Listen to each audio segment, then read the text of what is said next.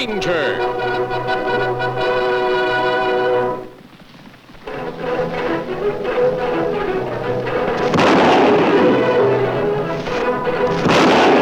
Hi-yo, Silver! A fiery horse with the speed of light, a cloud of dust, and a hearty Hi-yo Silver. The Lone Ranger. Hi-yo, Silver! Away! With his faithful Indian companion Tonto, the daring and resourceful masked rider of the plains led the fight for law and order in the early West. Return with us now to those thrilling days of yesteryear. The Lone Ranger rides again.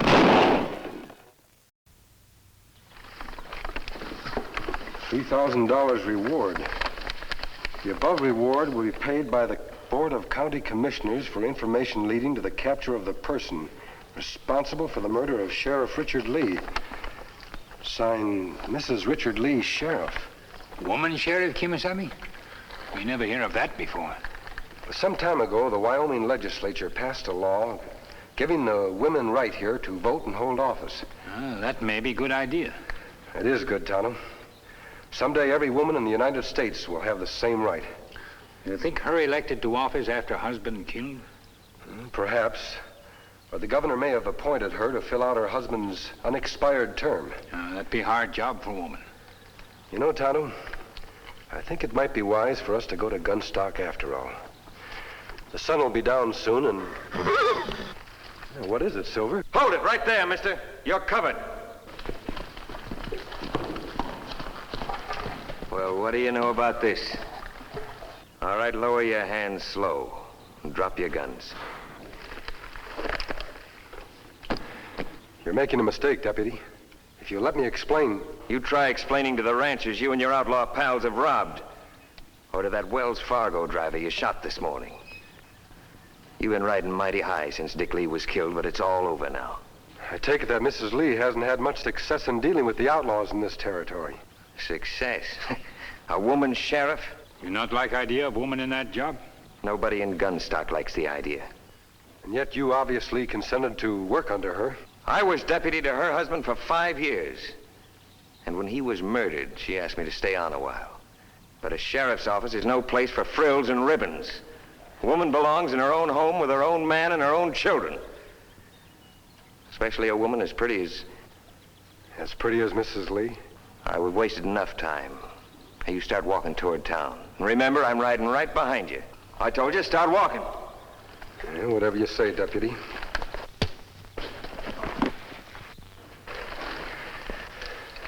Maybe next time him learn to tie hands of men him capture. Maybe. What we do now? I'm more certain than ever that we should pay a visit to Mrs. Lee. Her record, either of success or failure, may have great bearing on the future position of all American women in politics. Deputy, follow us when him wake up.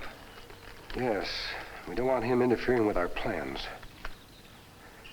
He seemed willing to have us walk into town. Do you suppose he'd be willing to do the same? Of course, it may be that the reward isn't high enough.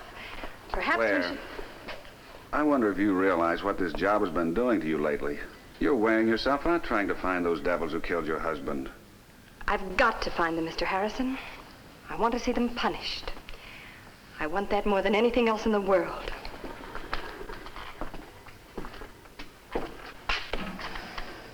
So it's still Mr. Harrison. Well, I'm sorry, Chad. Claire. I realize what your husband meant to you, but it's been almost a year now. It seems a little foolish for two lonely people to go on being lonely. Please, I've got the ranch and the cafe. You'll be well provided for if you marry me. Well, No? I'm honored, Mr. Harrison, really honored, and, well, perhaps someday, after I've found Dick's murderer. There are a lot of people in Gunstock who doubt that you'll ever find him. You know, I heard today that some of the folks are circulating petitions, demanding your removal from office. Well, that's their privilege. The governor appointed me to take Dick's place, and it's his duty to remove me if that's what the people want. But I'll never resign, Mr. Harrison. Not for any reason. All right, it's your decision. May I drive you home? Thank you, but I have some old reports of my husband's I want to go over. Then I'll bid you good night. Good night, Mr. Harrison.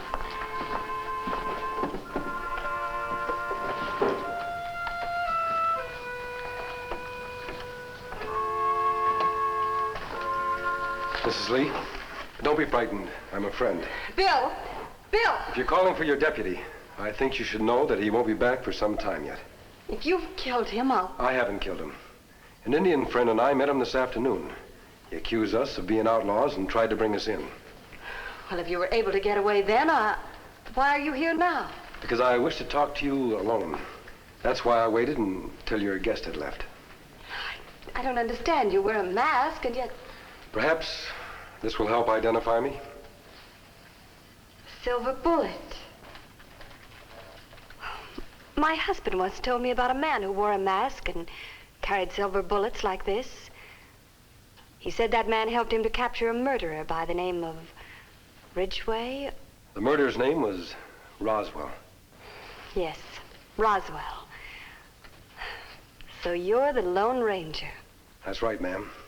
Perhaps now you'll allow me to help you find another murderer. The man who killed your husband. I don't know why, but somehow I feel I can trust you. And I won't deny that I need help. Tell me, Mrs. Lee, is there any connection between your husband's death and the wave of robberies since then? I'm almost sure the same man is behind it all. And I think my husband knew who that man was. Why do you say that? Here's the last report my husband entered into his book. It's dated August 17th. First stage robbery County ever had was reported at 1 p.m. today. Went to scene. Failed to pick up trail, but found heel shot from one outlaw's boot by stage passenger. Will accuse suspect this afternoon. That night, my husband was shot from an alley here in Gunstock. That boot heel he mentions. I have it here, but it means nothing at all to me.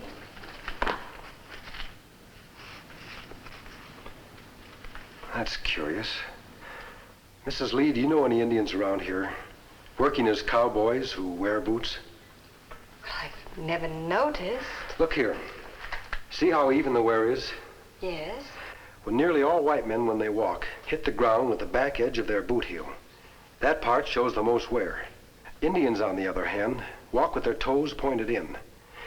They hit the ground with the heel and sole at the same time, and the wear is even. As it is here. Of course, then. Kemo Sabe. Yes, Tonto. This is the Indian friend I mentioned. Deputy, come now. If he sees us talking to you, it may cause trouble. Is there someplace we can hide? Well, the cell block is empty right now. Thanks, Mrs. Lee.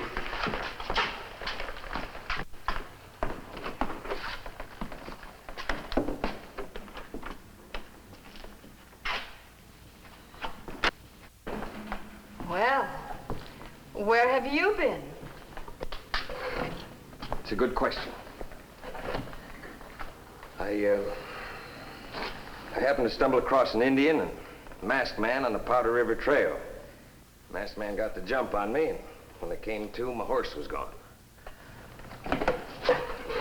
But that's not the point.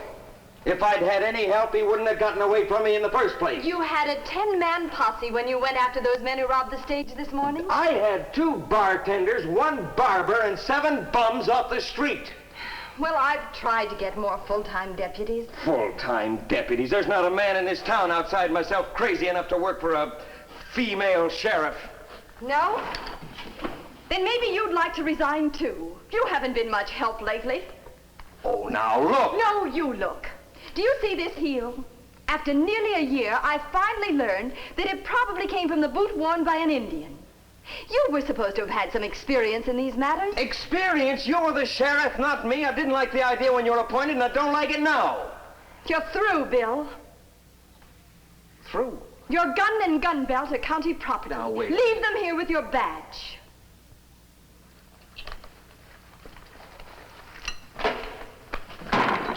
They're all yours.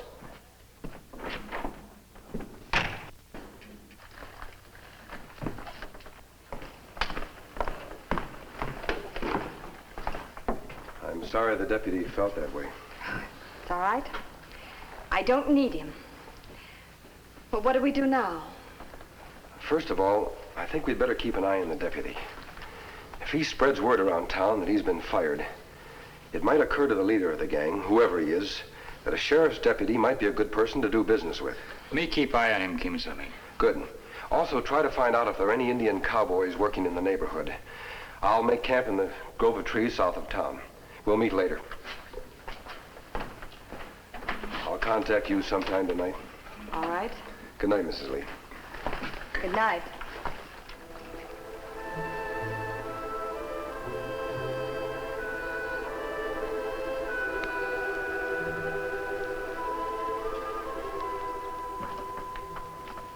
Well, Taylor, good to see you. Sit down. What's on your mind? Well, I'm so blame mad, Mr. Harrison, I don't know if I'm thinking straight, but I noticed you weren't wearing your badge. the sheriff fired me. Can you beat that? Well, Bill, you know how women are. Well, I sure know how this one is. High-handed, stubborn.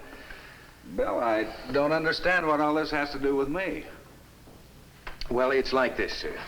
I heard something tonight that makes me think I may have a line on Dick Lee's murderer, but I need your help in proving it. Go on. Well, somehow or other, Mrs. Lee learned that that heel her husband found last August probably came from a boot worn by an Indian. An Indian? Yeah. Now, as far as I can remember, the only Indian ranch hand who worked around here when Dick Lee was murdered is that fellow that works for you. I suppose you mean Comanche Joe. But Joe wouldn't. How do you know what he does when he's away from the ranch? You may have a point.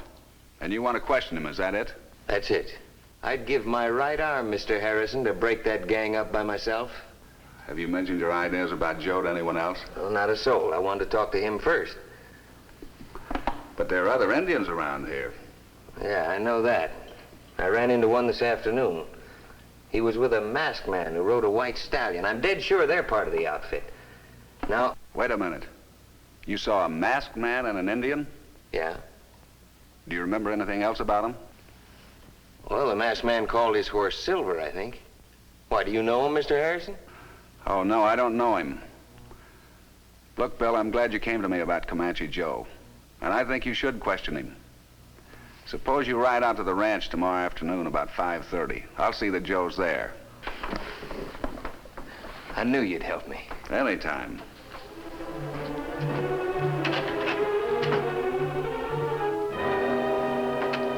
Smitty, come in here.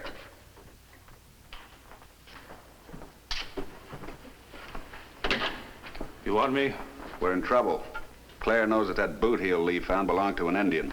And Taylor remembered that Comanche Joe had been around at the time. I knew somebody beside Lee would figure that out sooner or later. So I thought you were going to do something about getting one of our gang in as sheriff. Claire won't resign. You took care of her husband, you could have taken care of her. Nothing happens to Mrs. Lee, you understand? Taylor was able to put two and two together. Suppose Mrs. Lee does the same thing. Then she'll come to me with her suspicions first, just as Taylor did. If that happens... Meanwhile, we got Taylor out snooping around the ranch. I doubt if he'll ever get there. He's riding out tomorrow to see Joe. I'll gun him on the trail. With a silver bullet. With what? Have you ever heard of a man called the Lone Ranger? No. Well, I have. I saw him and his Indian friend clean out a gang in Texas. He's dangerous, Smitty. He's very dangerous. And now he's here in Wyoming. So what? So I'm not taking any chances. I'm going to get him before he gets me. You see, Smitty, he uses silver bullets. And when Taylor's brought in with a few silver slugs in his back, I think the folks at Gunstock will take it from there. Especially when we swear that we saw the masked man do the shooting. You know, I think I'm going to like that. I thought you would. All right, take some silver coins out to the ranch house. Melt them down and mold them into bullets for me. 45 caliber. All right, get going.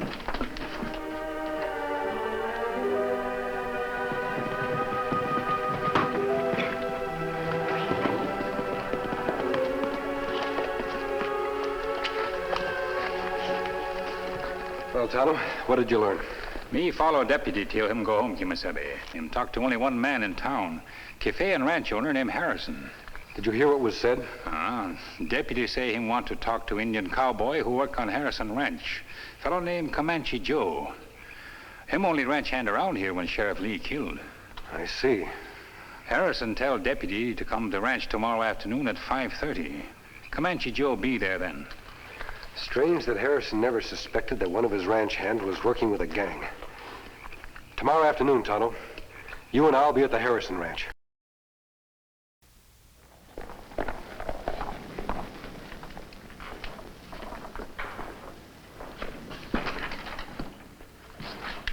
Well, it's about time you were getting here. What have you been doing? I wanted to make sure these silver slugs fitted tight in their cases. How do they look? They'll do. Where's Comanche Joe? He and the boys are over in Horse Creek. They're burying the Wells Fargo box we lifted yesterday. Good.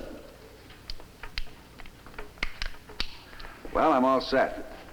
Taylor ought to be riding along any minute now. Good luck. I'll wait here. Right.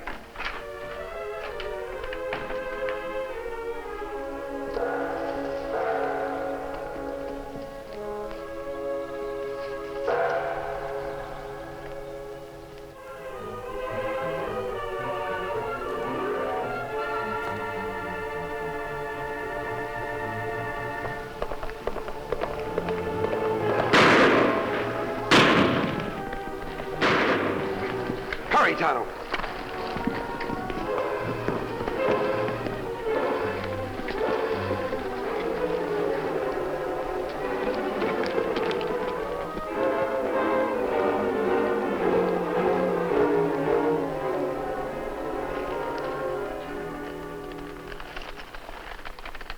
Him dead, Kemo Sabe? Not yet, Tonto, but he's wounded badly. I think you'd better take him to the doctor in Gunstock at once. I'll try to pick up the trail of whoever arranged this ambush.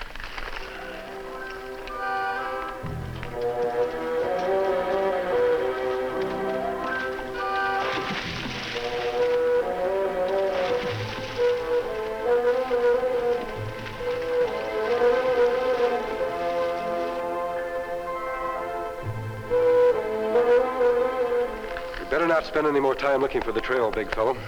Tonto will be waiting for us in town. Let's go.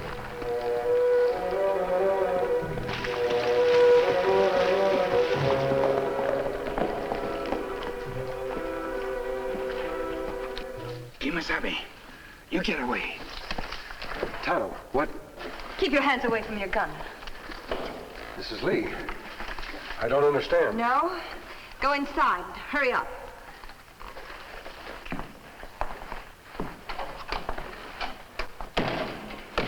Drop your guns. I trusted you. I thought you wanted to help me. I do. By shooting Bill Taylor in the back? So that's it. I had nothing to do with that, Mrs. Lee. When Tonto and I found Taylor, he... Nothing to do with it. 2 men saw the shooting. Chad Harrison's word alone would be enough to hang you in this county. But I have more than eyewitness evidence against you. May I ask what it is? On my desk, you'll find the bullets the doctor took from Bill Taylor's back. Look at them. Silver. Yes, silver. And you're probably the only man in the West that fires those kind of bullets. If Bill dies... He's still alive? By some miracle, yes. I wanted to stay at the hospital with him, but Mr. Harrison thought I ought to come here in case you tried to join your Indian friend. Harrison isn't alone with Taylor, is he? Alone? Well, not exactly. The other witness against you, a man called Smitty, is there too. And the doctor, of course. Mrs. Lee, it's vitally important you listen to exactly what I have to say. Bill Taylor's life may depend upon it. First of all, these slugs didn't come from my guns. Mister, your belt is filled with silver bullets like that, so don't... The silver in my bullets is pure silver. These slugs are different. Compare them yourself. Yes, I can see the difference. The bullets taken from Taylor's back were silver alloyed with another metal, possibly made from silver coin. Certainly they were made for the purpose of framing me. Framing you? Last night, Tonto overheard Taylor making an appointment with Harrison to question one of his ranch hands about the boot heel your husband found. At 5:30, on his way to keep that appointment, Taylor was shot. Now, Tonto and I would have no reason on earth to harm him. But Harrison, on the other hand... Are you accusing Chad Harrison of attempted murder? I believe at least he should be questioned. I couldn't do that. Then let me do it. Return my guns and put Tonto and me in an unlocked cell. Then invite Harrison to identify us. I think I can force a confession from him. No man who was ever sheriff would consider such a proposal. All right, I'll do it. You've done a brilliant job, Claire. Absolutely brilliant. I have the masked man and the Indian in a cell together. Follow me.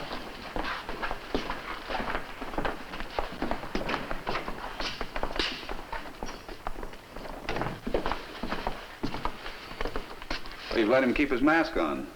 Certainly. You said he had it on when you saw him before. How could you identify him without it? Well, you're right, of course. And that is the man who shot Taylor, don't you agree, Smitty? That's him, all right. Well, Claire, What's that? Put up your hands, both of you. Tonto, get their guns. What kind of a childish trick is this? Check this gun, Tonto. This is outrageous. Gun not have silver bullets, Kemo Sabe. So you got rid of them, Harrison. I don't know what you're talking about. Tonto, see what Smitty has in his pocket. You can't. Keep your hands up. Silver bullets, Kemo Sabe. So you were the one who shot Taylor.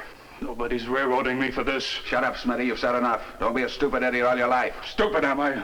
Or maybe I made them, but I didn't use them. Harrison here shot Taylor. I think I've heard enough. Drop your guns quick. Good work, Mr. Harrison. I didn't want it to end like this, Claire. I didn't want to kill anybody, not even your husband, but I had to. Let's get out of here, Mr. Harrison. You always were a fool, weren't you, Smitty? Get over there. Oh, wait a minute, Mr. Harrison. Always were a fool.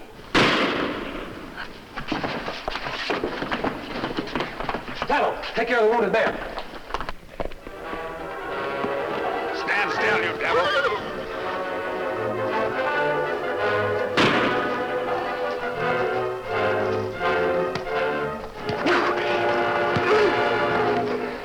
Good boy, Silver.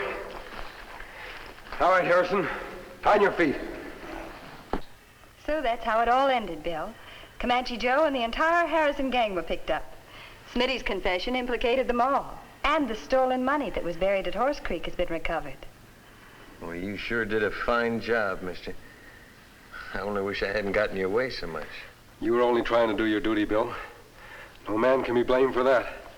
I guess I made my share of mistakes. And the biggest one was being so stubborn about a woman holding office. Bill. I heard the people in town are mighty proud of their sheriff. They want you to run again, Claire, and so do I. But I don't. Being sheriff is a man's job. Takes a man of experience, background, and bravery. Takes a man like you, Bill. However, I may run for the County Board of Commissioners. Well, then I insist at least on being your campaign manager. I really didn't have anything to do with capturing Harrison, the masked man, and Tonto. Where did they go? Well, I don't know. Well, anyway, they promised to return if any of us ever needed them again.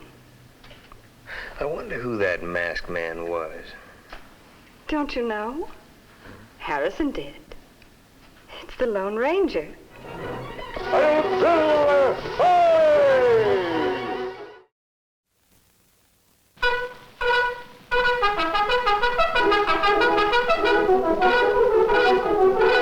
The Lone Ranger.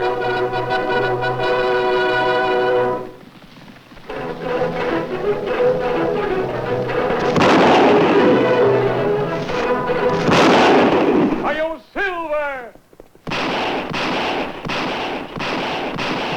A fiery horse with the speed of light, a cloud of dust, and a hearty hi-yo Silver. The Lone Ranger. Hi-yo, Silver! Away! With his faithful Indian companion Tonto, the daring and resourceful masked rider of the plains led the fight for law and order in the early West. Return with us now to those thrilling days of yesteryear. The Lone Ranger rides again.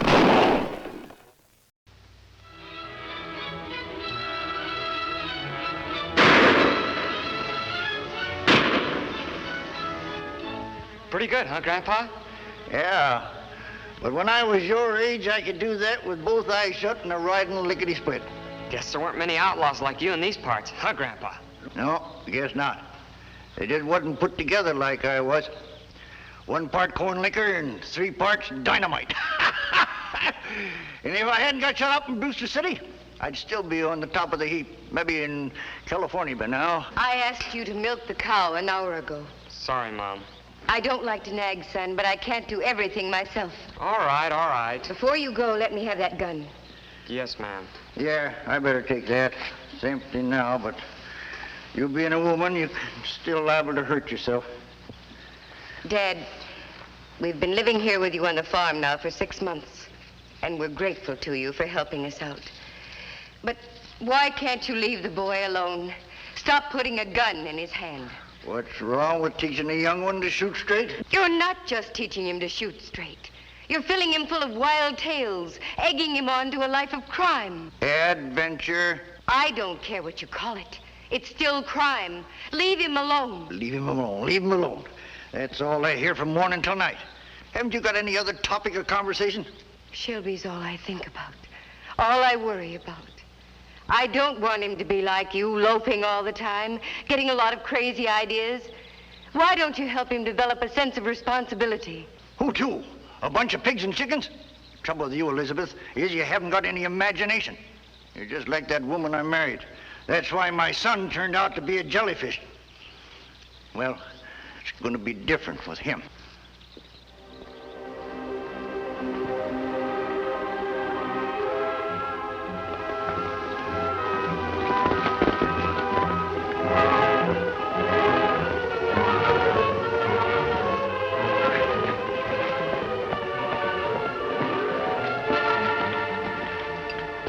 What's wrong, Dan? Why were you riding so fast? There's been some trouble in Brazos. What kind of trouble? Well, I stopped by the post office to see if there was any mail from Tonto. When I came out, I found out that 2 bandits had robbed the bank, murdered a guard. Did anyone recognize the killers? Yes, sir. They were Moose Miller and Pecos Smith. Miller and Smith. I remember Tonto telling me about them before he left for his tribe's council meeting. Dan, Miller, and Smith are wanted by half the sheriffs in this area. Do you know which direction they took? They rode west. You come back with mighty important information. When you have the Lone Ranger for an uncle, sir, you learn to do that. While Tonto's away visiting his Indian friends, you may learn a lot more. Let's see if we can pick up the killer's trail. Come on.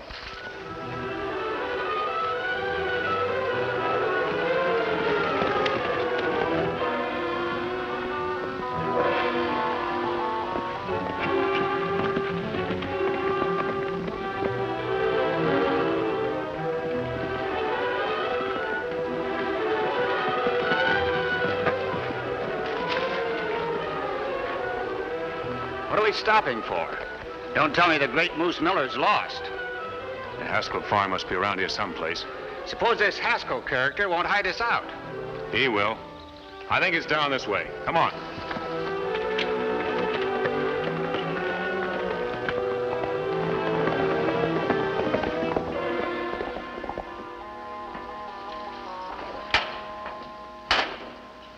Here are some hot biscuits, son. Thanks, Mom. Grandpa, you never did tell me what happened in Brewster City. Well, your mom don't like for me to talk about it. Brewster City was his Waterloo.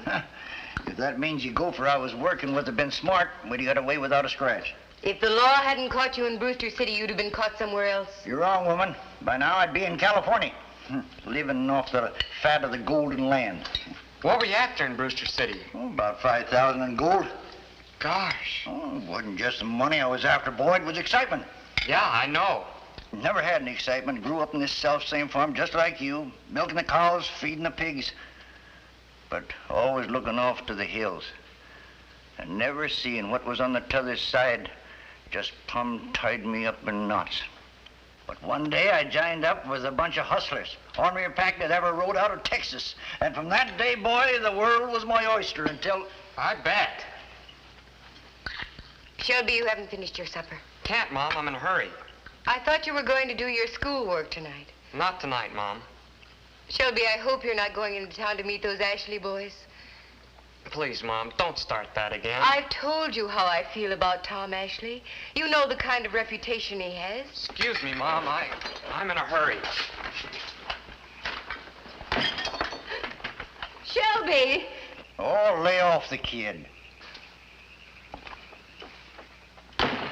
You don't care what happens to him, do you? He can run around with the Ashley boys, get into all kinds of trouble, fail in his schoolwork. It just doesn't matter to you. Oh, shucks. Shelby's old enough to look out for himself. I want to read you something. Huh?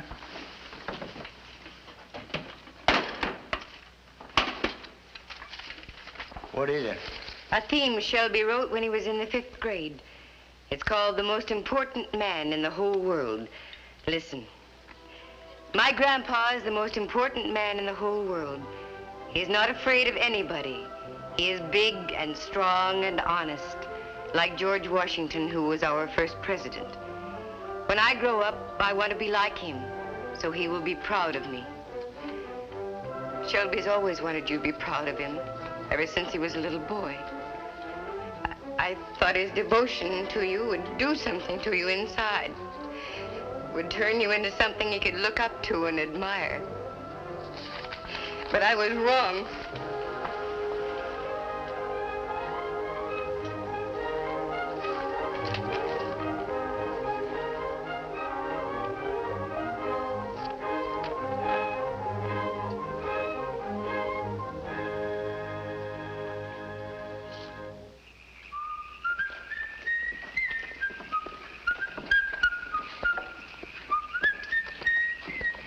Gosh! Don't worry, kid. I won't hurt you.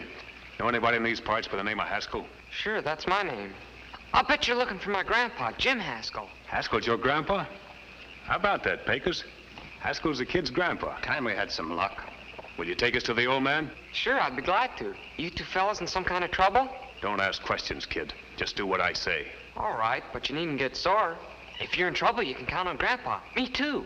Hey, you're all right. Show us the way.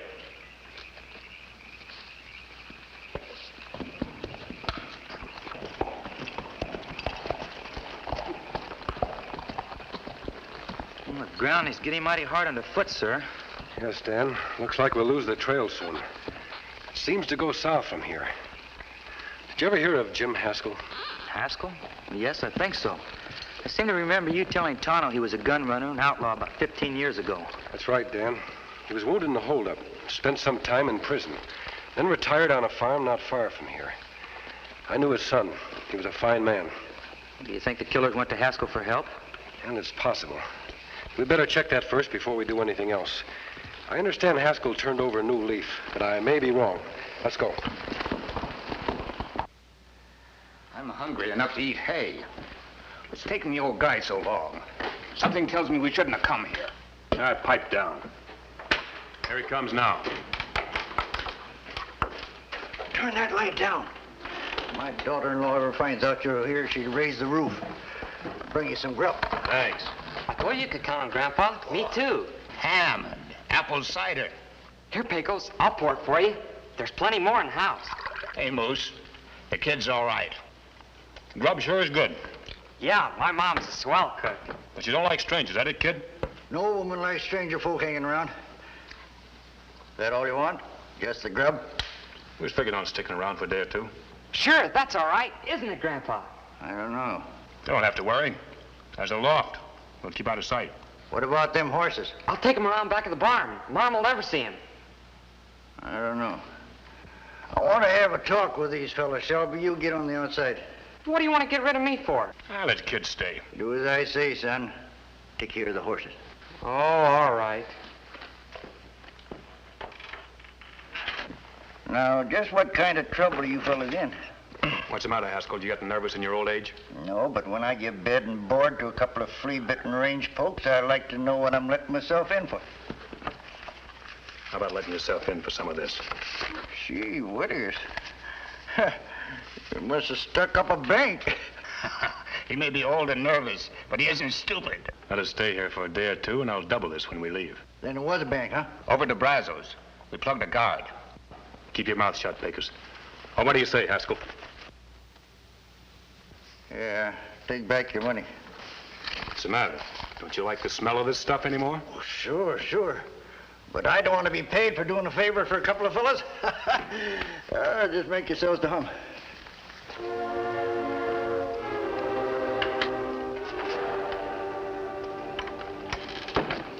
The horses are hidden. Good. Wait a minute. You hear that? Somebody's coming.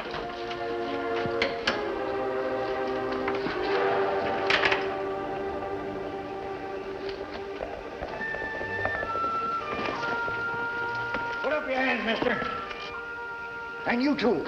I'd advise you to put that gun away. And I'd advise you to do as I say. All right, if you insist. You're Tom Haskell's son, aren't you? That's right, I am. You're Jim Haskell, Tom's father. Suppose you let us ask the questions, mister. Now, who are you? And how come you're wearing a mask? It's a long story, son. But I can assure you I'm on the side of the law. Yeah? Well, what's your business? If you put that gun away, I'll tell you why my friend and I have come here. I think you'd better tell us first. All right, Mrs. Haskell. My friend and I are on the trail of two killers, Moose Miller and Pecos Smith. They robbed the bank in Brazos this morning and shot the teller in cold blood. We followed their trail as far as Granite Peak, and then we rode here to find out if you'd seen them. What makes you think they'd head for this place? You know the answer to that question as well as I do, Haskell. Put that gun down, Dad. What's wrong with you, Elizabeth? Mom, he's lying. These men are dangerous. Somehow I don't quite believe that. Put the gun down. Thank you, ma'am. Dad, those men haven't been here, have they? I haven't seen anybody. Shelby? Gosh, Mom, you don't think Grandpa and I would help out a couple of killers, do you? No, son. No, of course not. Did you notice any strangers in town? I haven't been to town. Nobody's been anywhere, mister, not for a couple of days. So why don't you stop asking questions? We don't know anything about those men you're after. You heard what my son said? Yes, ma'am. Then perhaps you'll go now. You've no business here. Really no business at all. Sorry, Mrs. Haskell. Bye.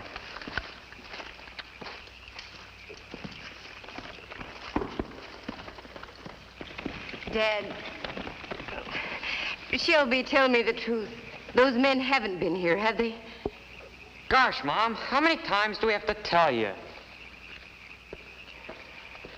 Well, that's it.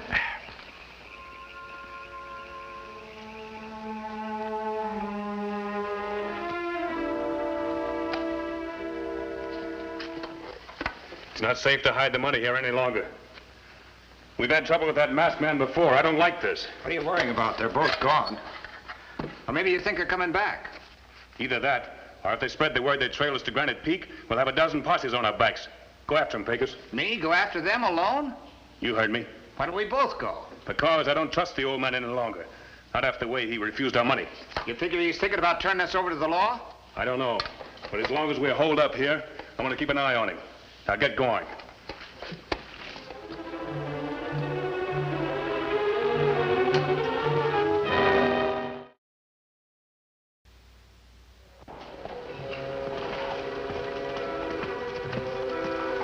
Spend the night here, Dan.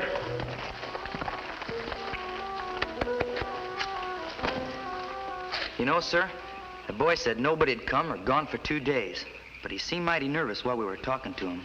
It was almost as though he were trying to get us away from the barn. Yes, I noticed that too. Maybe the killers were hiding there. I don't know. Mrs. Haskell believed her son was telling the truth. She's a fine woman, Dan.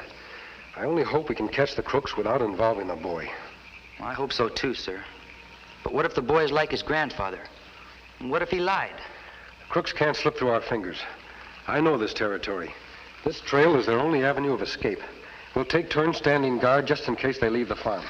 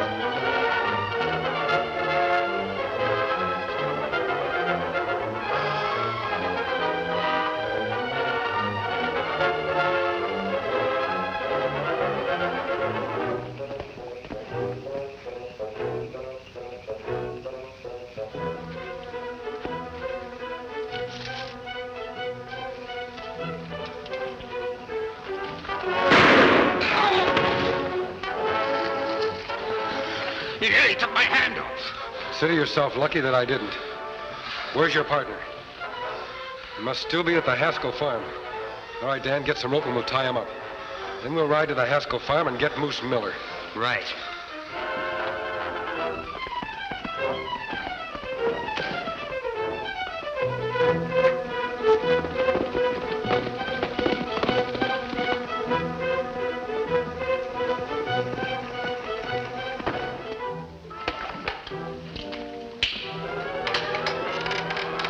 Oh, it's you. Pecos followed the masked man and his friend. Yeah, I know. Anything happen?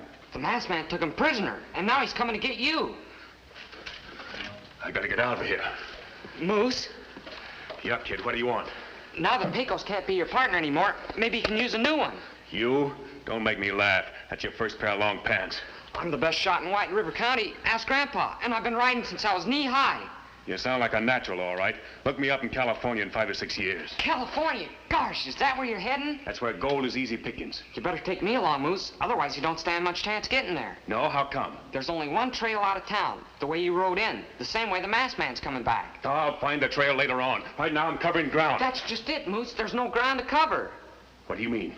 We're hemmed in on the north and east by White River. And this time of the year, it's plenty deep and fast. I'll head south. That way's Granite Peak, and it's solid. Except I know a secret trail. Found it when I was a kid. Show it to me, will you, boy? Sure, Moose. I'll lead you back to the main trail, too. Say, you're all right. Maybe I'll change my mind about you and take you to California after all. Gosh, you really mean it? Sure. Let's go. Grandpa! Get on up to the house, Shelby. I haven't got time to argue with you, Haskell. The masked man and his pal are on their way back here. That's right. They captured Pecos. Now they're coming to get him. Well, get going. Nobody's stopping you. Take it easy, Grandpa. I'm going with Moose. Maybe to California. That's what you've been aiming for me to do, isn't it? Cut loose from the pigs and go places? Yeah, son. That's what I've been aiming for you to do, but all of a sudden I realized something. It's no good moving out on pigs if you're gonna move in with killers. And it's no good having people look up to you if you're dangling at the end of a rope. Cut the gab, Haskell. Come on, kid. You're not taking my boy with you, Miller. Why, you... Ah! Grandpa! Grandpa! He gave you food, a place to sleep. He was your friend. You had no right hitting him. Come on, kid. Let's go. But, Grandpa! I said, come on. Move.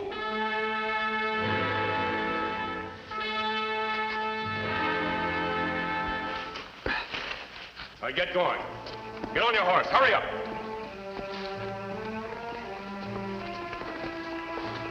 I'll start leading the way. If you make a false move, I'll drill you through the head. Go on. Shelby.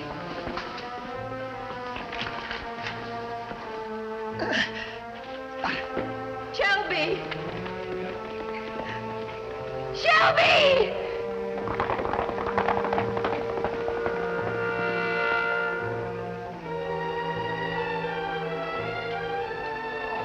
Oh.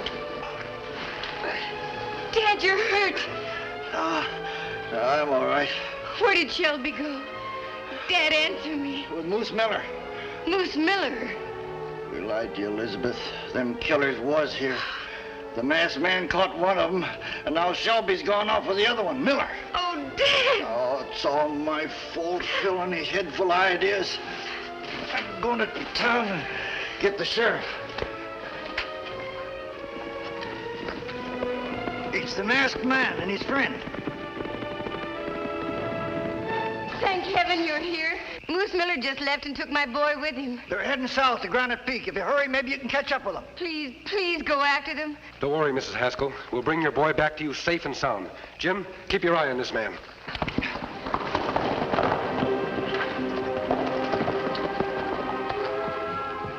Go on, kid.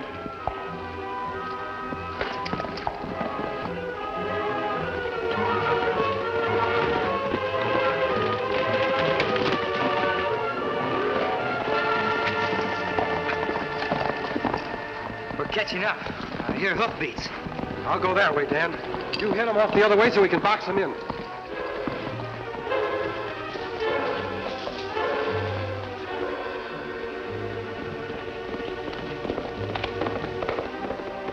Don't try anything funny. I'm not, Moose. Honest. I've never tried to find my way before at night.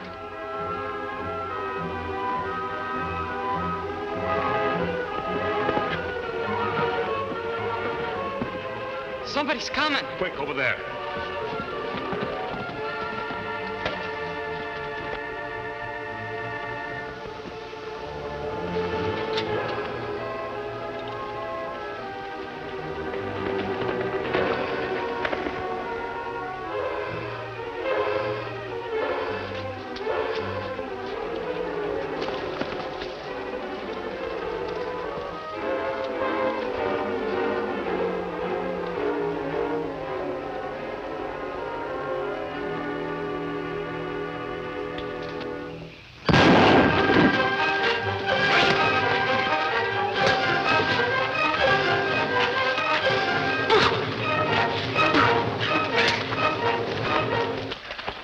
Sir? Yes, Dan. Keep him covered. Sir? Thanks. On your horse, son.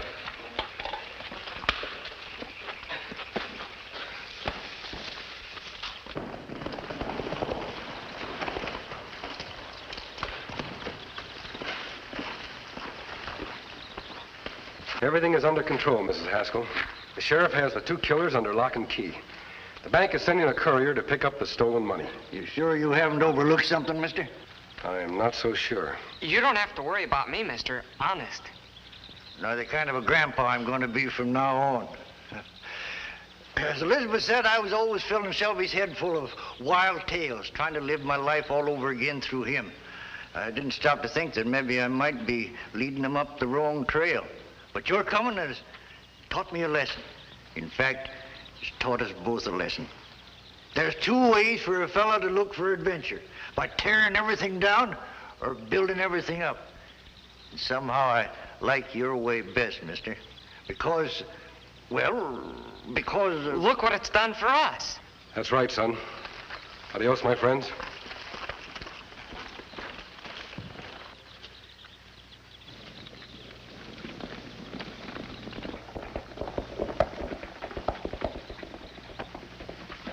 Gosh, Mom, I wonder who he is.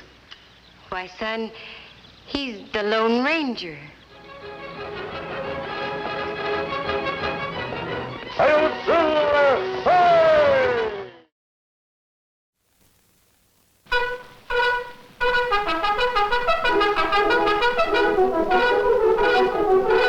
The Lone Ranger.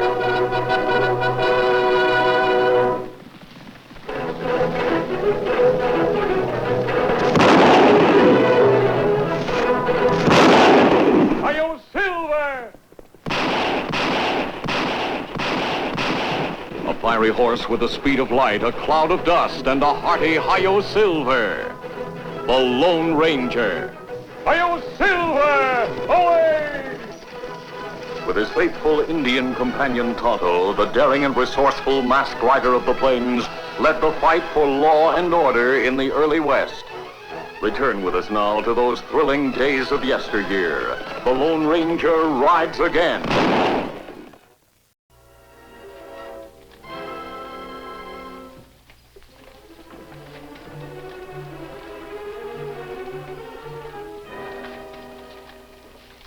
You find out who owns the land, boss? Mm-hmm.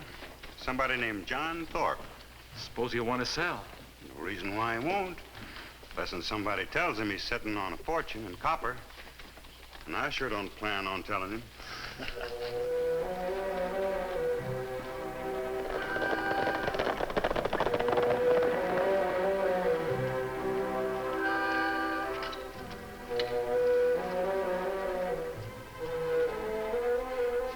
Ginny, I told you not to do that heavy work. Now, Dad, I'm strong enough to carry water buckets. Besides, you're busy. Welcome, friends. I'm looking for John Thorpe. Might you know where we could find him, preacher? Why, I'm John Thorpe, and this is my daughter, Virginia. I'm not used to hearing my full name like that. I've been called Brother John now for almost 15 years. You two here alone? Well, yes. Is there something we can do for you, gentlemen? I'm afraid you're a bit early for services. We won't be ready for a day or two yet. Look, preacher, we're not here to get religion. This is a business trip. Dad. It's all right, my dear. There's nothing to be frightened of.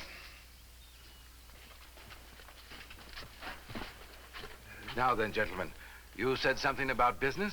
Mm-hmm. We're interested in this property, and record says you own it. That's right. But I don't intend to sell it. I have big plans for this piece of land. So have we, preacher. And we're prepared to pay you plenty. Well, just why does this property interest you so much, Mr. Dillon, Miss. Crane Dillon. Looking for a place to settle down. This kind of strikes my fancy. Well, I'm sorry, Mr. Dillon, but there are other spreads in the area. I'm sure you'll find something. Maybe you didn't hear me good enough, preacher. I said I wanted this property. Now, we've made you an offer. I think you better take us up on it. You keep out of this, lady.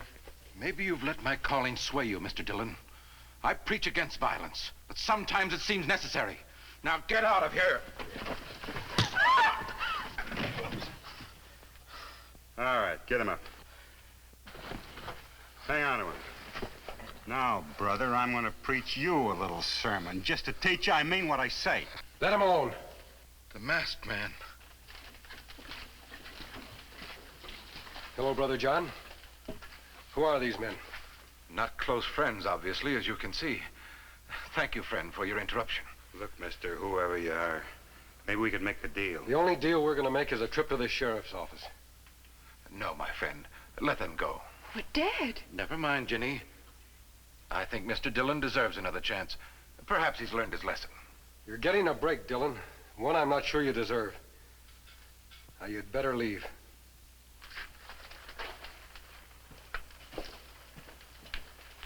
Oh, Dad, are you all right? I'm just fine, my dear.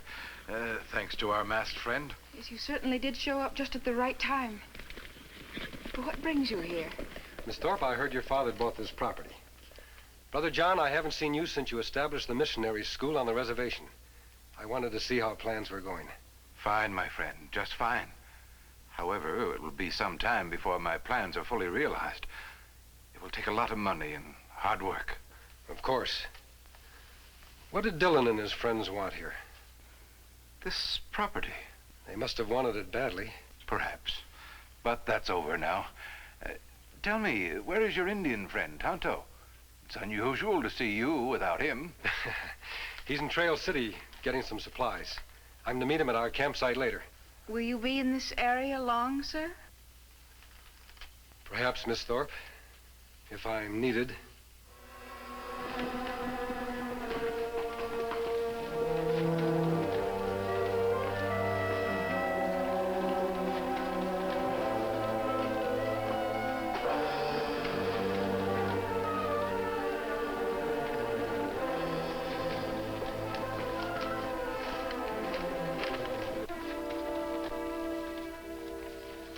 Hey, mister, you dropped paper.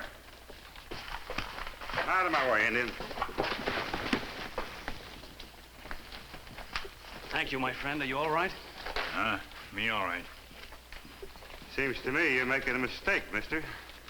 Siding with a redskin. What it seems like to you is not important. Hold it, boys. Reckon my gun will settle this. Ought to warn you, mister. This here's Crane Dillon you're slapping leather with. He's like lightning. Your concern is gratifying, but we'll see how fast he is. You got me cold. I ain't drawing. Who are you, mister? Is it important? Gun as fast as that's plenty important. What did you come to Trail City for? I've got a score to settle with a man named John Thorpe.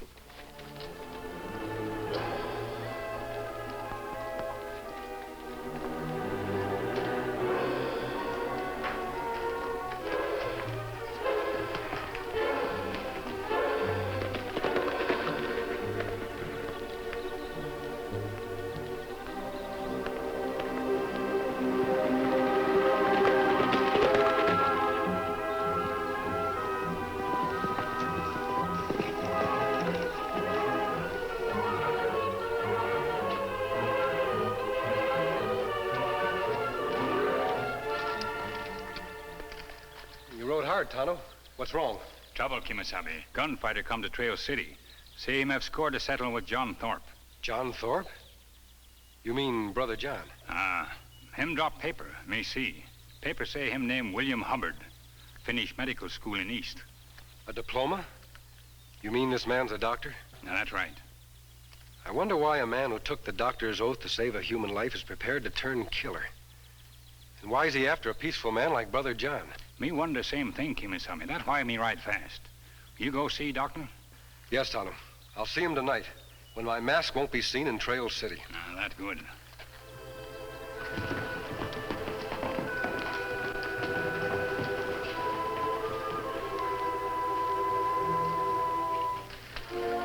Did you check on the room number? Hotel clerk say room 103.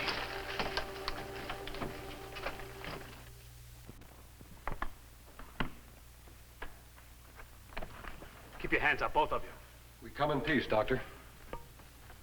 Your friend and I have already met. What's this all about? May we come in? We'd like to talk to you. Just keep your hands away from your guns. You're masked. My mask stands for justice. That's why I came here. Tonto told me what happened in town. How you faced down Crane Dillon. It's hard to believe that a man who'd do that is a killer. What I do is my business. It's no concern of yours. I'm afraid it is, Doctor. John Thorpe happens to be a friend of mine. You're not very careful in choosing your friends. I value his friendship highly. I want to help him and you if you'll let me. Suppose you tell me the story. It wouldn't change things. I'd still like to hear it. All right. It began 20 years ago. I was just a boy living with my father. Thorpe had a ranch near our place. Some of his cattle were stolen. On the basis of flimsy evidence, he accused my father of being the thief. Because of those accusations, my father was lynched. I'm sorry. Later, Dad was proved innocent. I began practicing with guns, waiting for the day I could get my revenge. A lawyer friend of my father sent me some money to put me through medicine. I tried to forget what had happened, but I couldn't. After I finished school, I began my search for Thorpe. It led me here to Trail City. 20 years is a long time, Doctor. Maybe you'll find the man has changed when I take you to him. You know where he is? But I thought... That I want to save him? I do, Doctor. I don't understand. I think you will, Doctor, when you meet John Thorpe tomorrow. Tonto?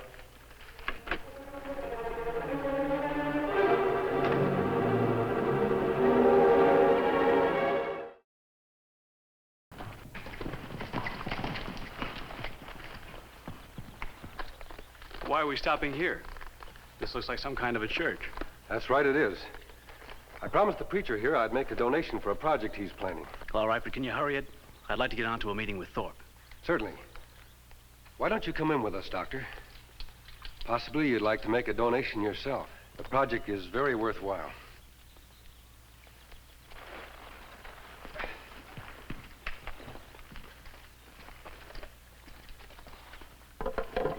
What are you doing? This is a church. Weapons don't belong here. Oh, hello. Hello, Virginia. Is your father here? Yes, he's in the back. Dad, you have company. Hello. Is something wrong? Nothing that can't be settled, Brother John. We've brought a friend with us, a doctor. He's just arrived in Trail City. A doctor? I'm honored, sir. We can use a medical man out here. I thought you might tell the doctor of your work here, what your plans are. Why, certainly. I plan to build a home on this very site, a home for orphan boys. You see, Doctor, I once made a terrible mistake. It was 20 years ago. I was the cause of a boy being orphaned. I've never forgiven myself. And you think this boy's home will make up for what you did? What I did, Doctor, can never be erased. What I'm trying to do is make restitution in the best and only way I know how. Can you understand? I'm sure he does, Brother John, or he wouldn't be a doctor. You and he have the same thing in common. Saving souls and lives. That's true. I'd better get back to town. Well, you will be back to see us, sir. I'll be back. Your doctor friend, masked man, there seems to be something bothering him. You're right, Miss Thorpe. There is. Is there anything we can do to help? I hope you already have, Brother John. Goodbye, friends. Now, Doctor, do you see why we brought you here? It's quite obvious, my friend. But how do I know that John Thorpe isn't simply hiding behind the cloth of a man of God? You don't. But if he were, are you still willing to take his life?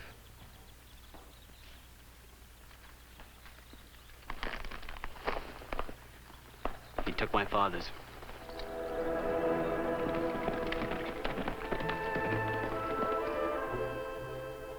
Maybe the man has changed. I'm going to build a home for orphaned boys. He killed my father. He killed my father.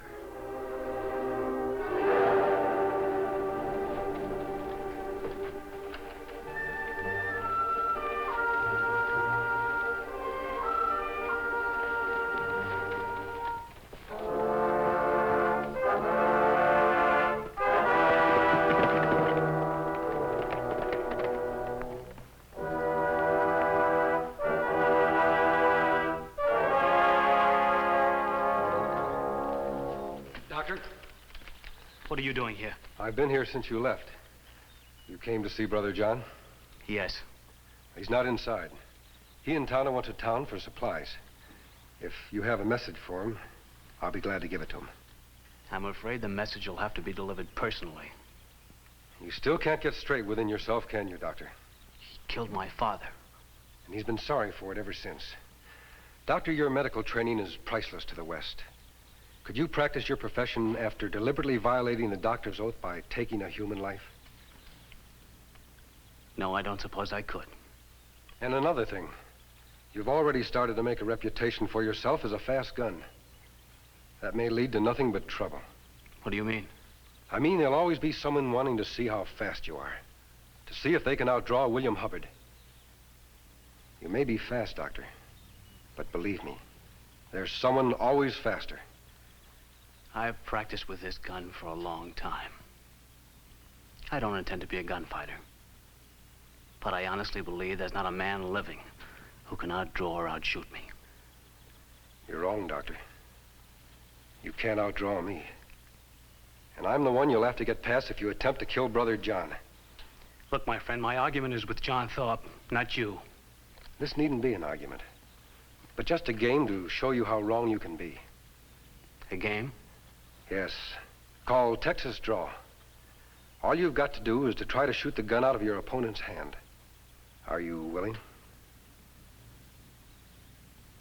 All right.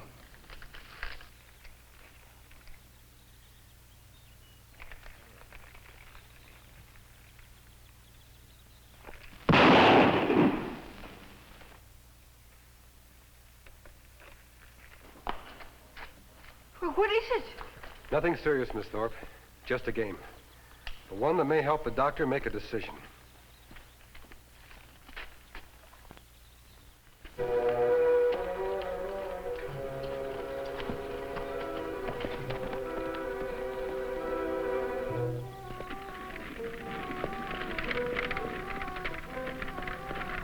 Hello, Dad. Hello, darling. Tonto will ride out to our camp and pick up our gear. You're leaving us? No, Brother John. We'll see you again. But I'd like you to be on your guard while we're gone. Why, certainly. Silver! Good boy. Good.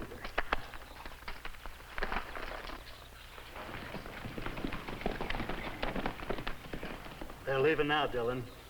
This is going to be too easy. Hey, I'm sure glad that stranger started spouting off about who he was gunning for. You figure they'll blame the preacher's death on him, huh? I know they will, and he won't have an alibi in the world that'll hold water. The masked man and the Indian won't give you any trouble. Matt and me will take care of that. Good. And I'll meet you in town with the papers showing that the preacher's property belongs to us. Come on, let's go.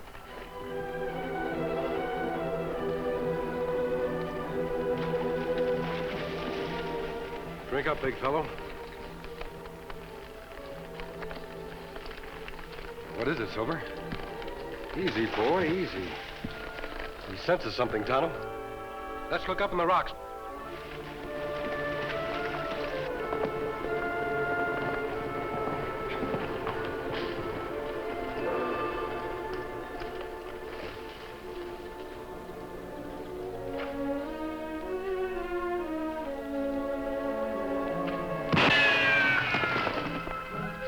You missed him. Come on, we'll have to go down after him. Tonto, up in those rocks. Start firing. I'll circle around behind them.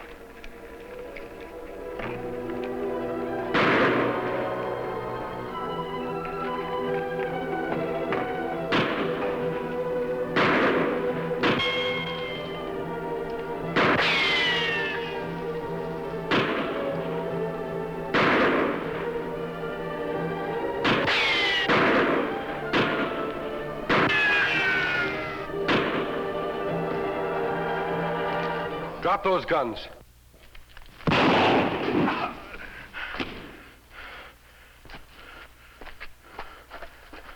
You all right, Kemo Sabe? Yes, Tonto.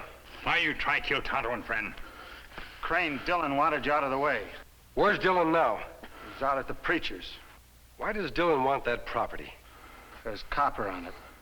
Tonto, take these two into town and see that they get a cell. I'll meet you later at the church. Me take care of them, Kemo Sabe. We go now.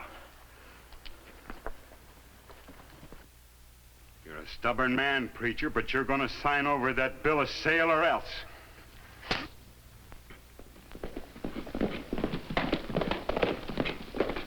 I'm asking you, preacher. Are you going to sign over this property? No. I'm giving you just to the count of 3 to change your mind. 1, 2. Please! 3!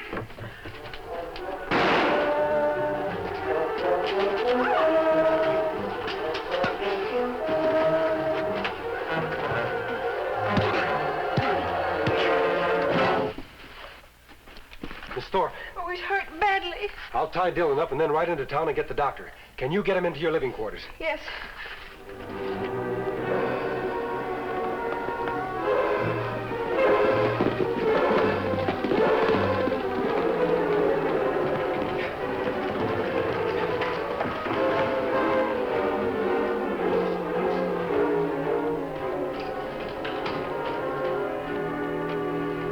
Doctor, come quickly. Your services are needed. What is it? John Thorpe. He's been shot. And you're asking me to help? You're the only doctor within miles. Please hurry. But... Have you instruments? Yes, in my bag. Get them. Then get to your horse. I'll meet you on the road outside of town.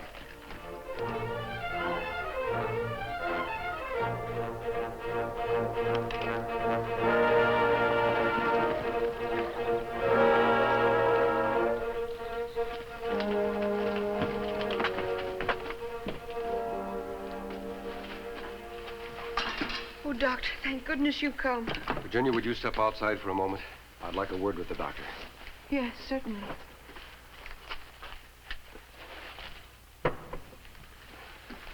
Well, Dr. Hubbard, my guns can do nothing now. What do you mean? His life is in your hands. It's up to you whether he lives or dies. But my father, how can I forget that? He hasn't forgotten it either, Doctor. He's done everything in his power to make it up. Now it's your turn to forgive. It isn't John Thorpe you're working on. It's Brother John.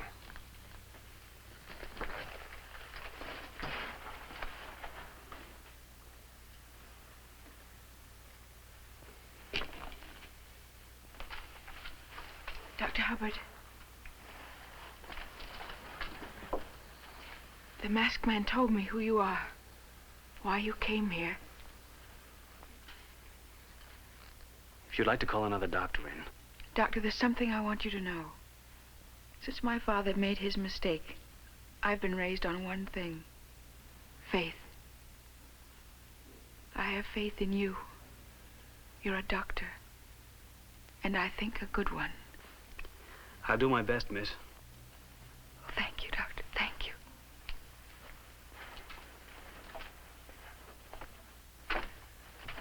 What'd the doctor say, Miss Thorpe? Everything's going to be all right. Sheriff had men in jail, Kemo Sabe. And me take Dillon now? Yes, Tonto. And tell the sheriff to hold him. What me say is charge? Attempted murder.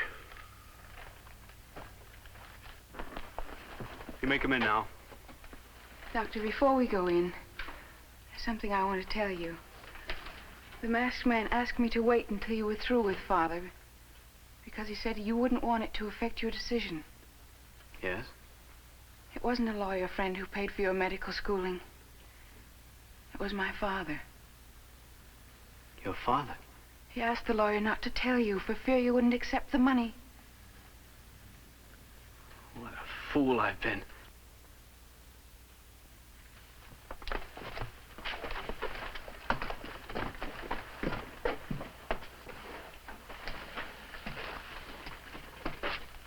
You did a fine job, Dr. Hubbard. Thank you. Brother John, your dream about a boy's home may come true sooner than you think. Your land is rich in copper. That's why Dillon and his men wanted it so badly. The Bible says, "He who maketh haste to become rich shall not be innocent." And, Father, I think we'll have a doctor for the home, too. Fine doctor. Fine man. The doctor and the preacher. We should make a good combination, my boy. I'm sure we will. By the way, Doctor, I never did find out what brought you to Trail City. What was it? I was looking for something. And now, thanks to the masked man, I think I've found it. Why, he's gone. Certainly, my dear. He has many things to write and many people to help, just as he's helped us. But who is he? I thought you doctors were supposed to know everything. He's the Lone Ranger.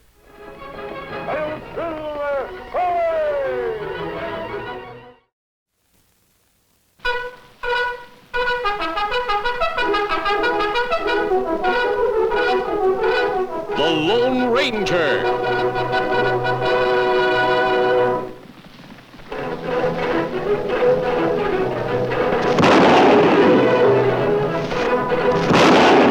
Hi-yo, Silver! A fiery horse with the speed of light, a cloud of dust, and a hearty Hi-yo Silver. The Lone Ranger. Hi-yo, Silver! Away! With his faithful Indian companion Tonto, the daring and resourceful masked rider of the plains led the fight for law and order in the early West. Return with us now to those thrilling days of yesteryear. The Lone Ranger rides again.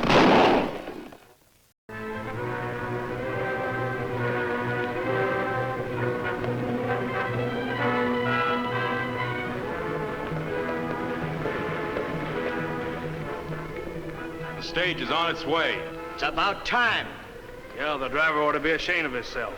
Making the great Lou Compton wait like this. You know, Barney, one of these days I'm gonna get tired of you needling me. When that happens, I'm gonna forget you're my brother now. Why don't you two save it till later? I thought we were out to pick up some easy money. Let's get to work.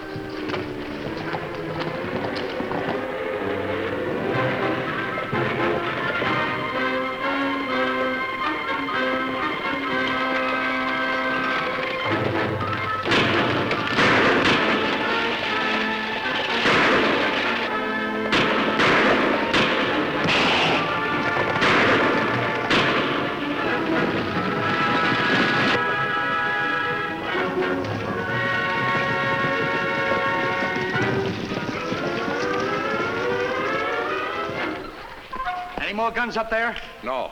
Then throw down the strong box. No passengers, Lou, but somebody left a newspaper behind. Got a picture of you in it, too. No kidding. Not a bad likeness of the great Lou Compton. Lou Compton? So you've heard of me? Yes, sir. Well, then maybe next time you won't try to outrun Lou Compton. Mr. Compton, my guard's hurt bad. If you're through with us, Huh? I'd like... Oh, sure, beat it. Oh, and don't forget to tell the good folks in Cottonwood City who held you up. Remember the name, Lou Compton. Get up! Hey!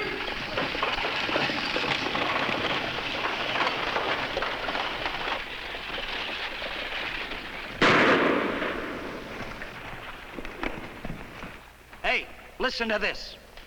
The notorious Lou Compton, wanted by law officers from Kansas to California, has now compiled a worse record of murders than even Billy the Kid himself.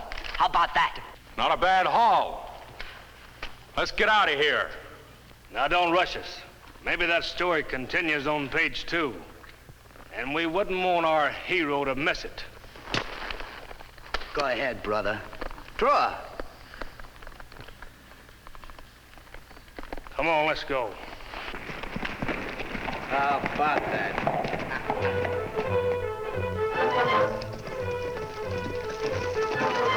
Shots we hear come from this direction, Kemo Sabe, but me not see it. Tonto, down on the road. Something shining in the sun. Look like strongbox. Come on, Silver.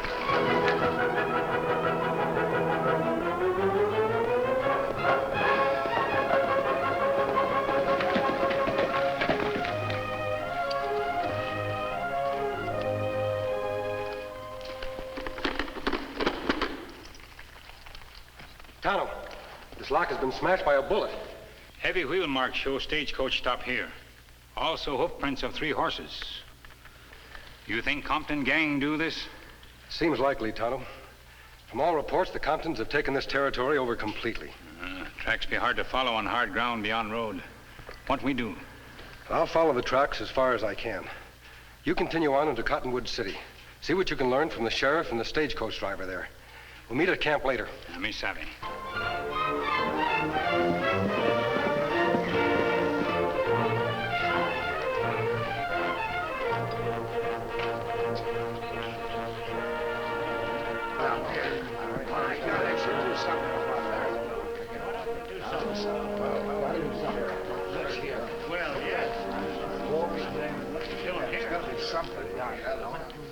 It's time we did something about this, men.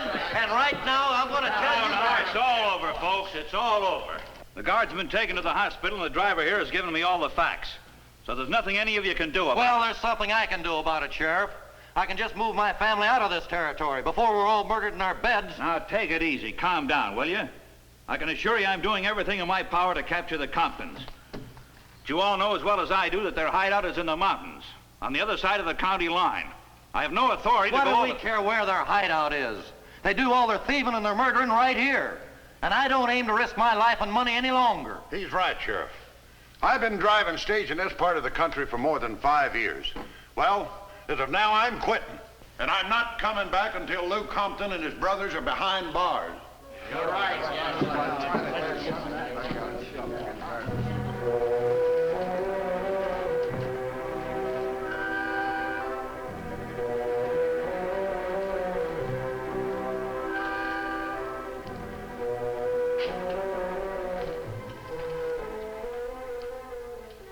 Driver sure Lou Compton man who hold him up. Yeah. Yeah, he was sure. You not seem worried like other people here. Probably because I don't have anything to lose. You live in Cottonwood City? No. No, I live in a little shack down at the end of Boot Hill Road. Why'd you ask? Let me just wonder. That strange tattoo. Picture of gun with initials FD below. I don't see anything strange about it. Once long ago, me see tattoo like that. It mark a famous man. Well, I'm not him, you understand? No matter who he was, I'm not him. I'm nobody. It's nobody.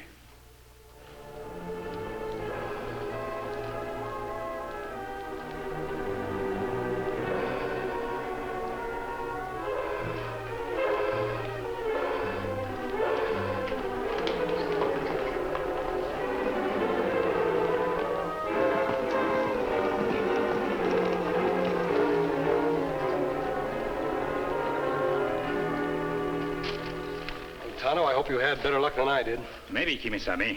You not able to follow tracks? No, they disappeared into a stream about a mile away. What did you learn in town? Stage driver say Lou Compton man who robbed him. People in Cottonwood City frightened of gang. That's why Lou Compton and his brothers must be stopped. Tonto, this area could be one of the richest in the West. But until this territory is made safe for settlers, it'll never develop the way it should. People already talk of leaving. Were you able to talk with the sheriff? Me not try, Kemo Sabe. Me speak to another man instead. Another man? A man maybe 50 years old. Face not shaved. Clothes old and torn. But him have tattoo on right arm. Picture of gun and initials FD below. FD? Are you certain of that? Many year ago, me see same tattoo, Kemo Sabe. On arm of Marshal Frank Dean. Yes, I remember you speaking of it. It sounds incredible, Tonto. I understood that Frank Dean was killed 3 years ago. In Wyoming, wasn't it? When him marshal in Carterville. I wonder why one of the greatest peace officers in the West would allow everyone to think he was dead. Were you able to find out where he lives? Him say him have little shack at end of Boot Hill Road. Tonto, if this man really is Frank Dean, He should be able to give us tremendous amount of help in tracking down the Comptons.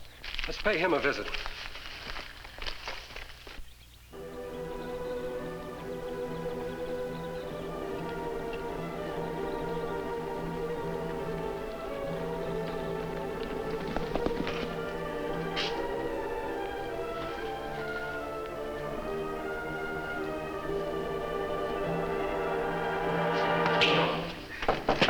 Who's there? Friends? What is this? Don't be alarmed. We're not here to harm you. Well, then why are you here? I haven't got any money. Go on, get out. Looks like you're planning a trip, Mr. Dean. Who are you? The name is unimportant. Let's say I'm just someone who has always had the profoundest respect for peace officers like Frank Dean. A masked man with an Indian companion named Tonto? Me, Tonto. But the person I had in mind is said to carry silver bullets. Like this one, Mr. Dean? Yeah. May I have this? Oh, thanks. I heard a great deal about you, too, and I'm mighty proud to know you. The honor is ours, sir. Honor? No. There's no honor in knowing me. Perhaps that's for us to decide. Please leave, will you? I've got a lot of packing to do. Mr. Dean, nearly everyone believes that you were killed in Wyoming. Why did you drop from sight like that? It isn't important, believe me. You wouldn't be interested. I think I would. Good lawmen are too valuable.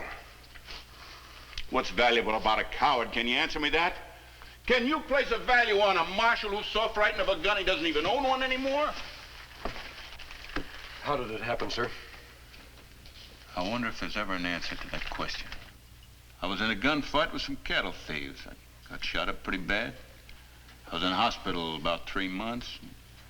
After I was released, I found my nerve was gone. I was just scared all over.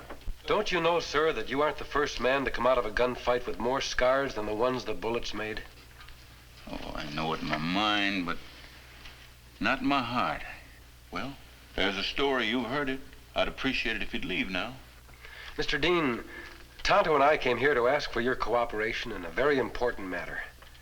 Before we leave, I'd like to tell you what brought us to this territory. There's no need to explain. You're after the Comptons, aren't you?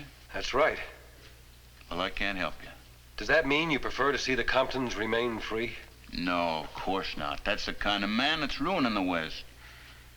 Well, there was a time when I'd have jumped at the chance to work with you, but not now.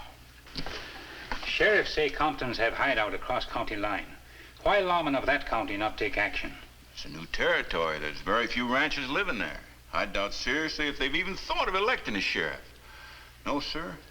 If the Comptons are to be smoked out, it's got to be from this side. A lot of good men have tried it, and they've all failed. But why? Why? Simply because they were working in the dark. What do you mean? Well, if someone could just get past their lookout, and if everyone knew exactly where their guard posts were, then an attack would have every chance of being a success. It sounds as though you've given the problem quite a lot of consideration, Mr. Dean. Well, I've thought about it some in my spare time. I must say I agree with your conclusions. As a matter of fact, I believe I'll do just exactly as you suggested. But how? I told you their main trail was guarded. You'd never possibly get past them. I might. If I were to join the gang? It wouldn't work. Luke Compton would never accept a stranger into his outfit. Unless, of course, he knew he was an outlaw. I think I know a way to delude Compton into thinking just that about both Tonto and me. But I'll need your help, sir. No, I told you before, no. I promise you'll be in no danger, sir. Well, I suppose in that case... What's your plan, Kemo Sabe? Just this, Tonto. First, I'll need directions as to where the guarded trail starts. In an hour or two after Tonto and I have left, I want you to go to the sheriff. Oh, Sheriff! Come here! Yeah, what is it? I was riding along and I saw 2 men camped about a mile from the bend in the river. One of them was wearing a mask. A mask? Yeah, and the other was an Indian. They were both armed. Outlaws, huh? You think they're part of the Compton gang? Your guess is as good as mine, Sheriff.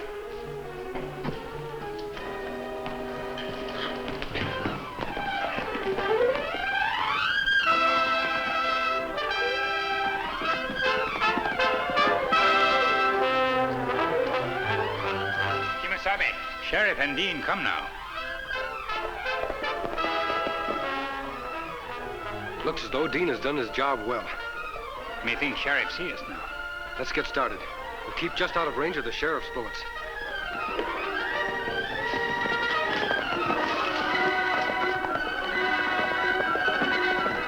There they go, Sheriff. Heading toward the mountains, toward Compton's hideout. Let's go.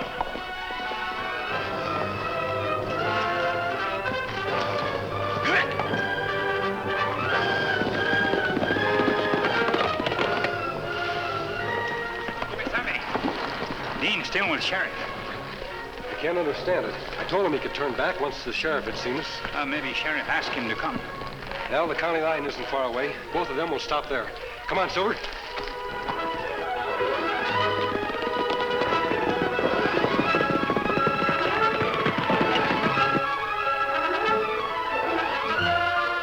All right, Chick. I'll take over. See what you make of this, Lou.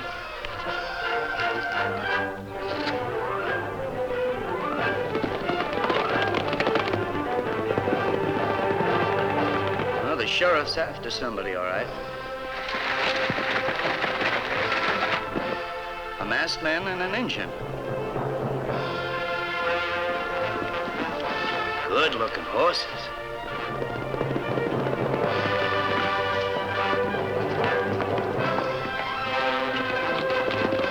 Blast them, they crossed the line. That river back there is as far as I should go.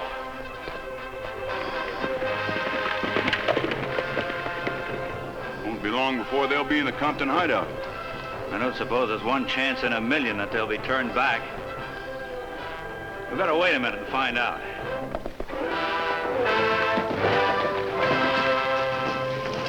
Howdy. Hello, Compton. Didn't I tell you, Chick? It's getting so everybody I come across recognizes me. I saw your little ruckus with a sheriff a while back. That nag he was riding didn't have a chance against those horses of yours. These big fellas have saved us more than once. What did the sheriff have in his mind? I guess he figured he had a couple of outlaws trapped. Must be frustrating for the old boy. What made you head up this way? My friend and I have been wanting to meet up with you for a long time. We heard about you in Montana. Yeah? Yeah. We were on our way here when the sheriff spotted us. Looking for a hideout? Yeah. You might put it that way. Well, I don't see any reason why we couldn't put you up for a couple of days. Unbuckle your gun belts. You'll not trust us? I didn't get where I am by trusting people, Injun. But don't worry about it. You'll get them back when you leave. The cabin's just up the trail away. You two go ahead. We'll follow.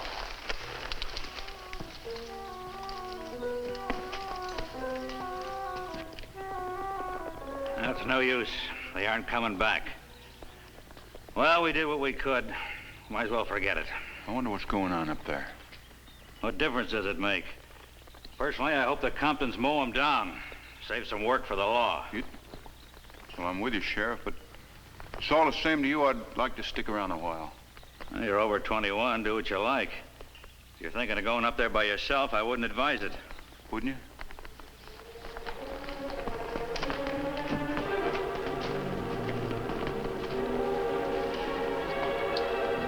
Well, this is it. Nice spot you got here, Compton. Window and cabin face trail. Easy to shoot man who come from this direction. That's right, Injun. So if you're running away from the law, you don't have a thing to worry about. What about the back way? Nothing but cliffs. Come on in. I'd like you to see the place.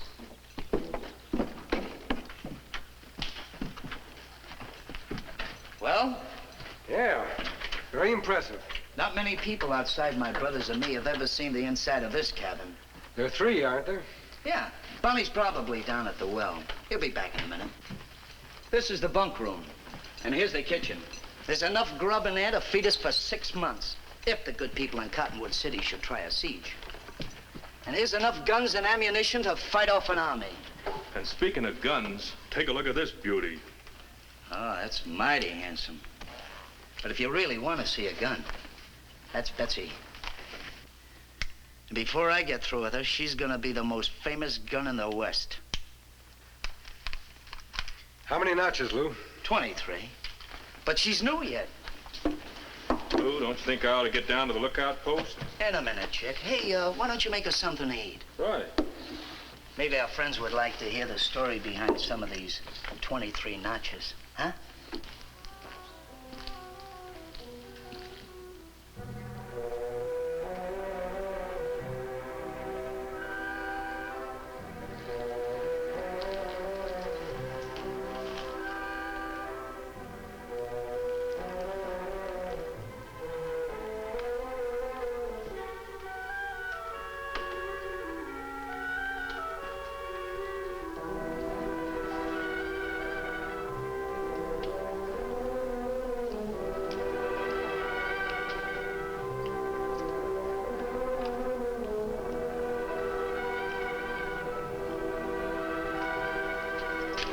Looking for somebody, mister? No, I was... Turn around and shut up. All right, get in the cabin. Listen, mister, I said to get inside. I don't want to go on. I wasn't doing... Come on, get moving.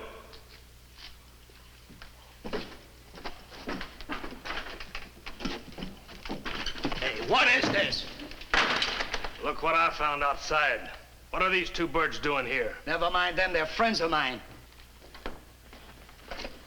Who is this character? I don't know. I caught him snooping around out by the window. I didn't mean any harm. I was just passing... Who are you? Come on, who are you? What are you doing here? Leave him alone, Compton. He isn't armed. Look at him, he's shaking like a leaf. The thing I can't figure out is how you ever got past Chick. What's going on in here? What are you doing here?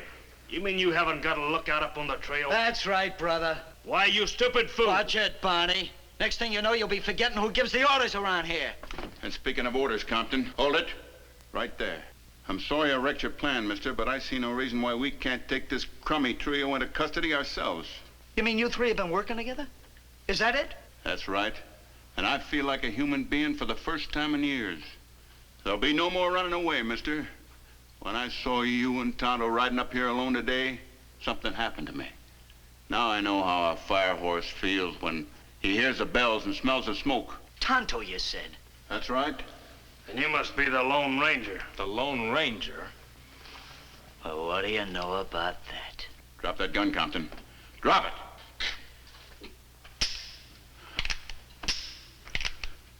Oh, I'm sorry, friend. I forgot to tell you.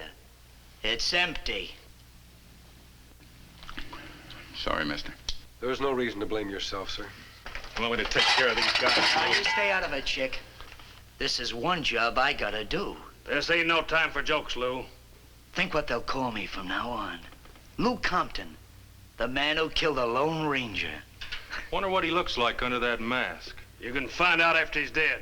Now, come on, Lou, and get it over with. You know, Compton, you aren't much of an outlaw. Is that so?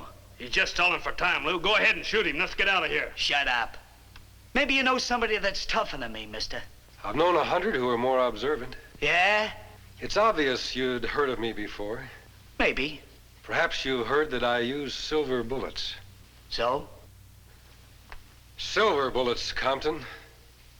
You see, if you had been more observant, you'd have been able to identify me the moment you took my gun belt. Yeah, he's got a point there, Lou. You were lucky this time, Lou. But I think your brothers ought to know that they have a fool for a leader. All right, that's enough. We'll see which one of us has been a fool. Mister, in just 10 seconds, you're gonna be dead. And I'm gonna be the biggest man in the West.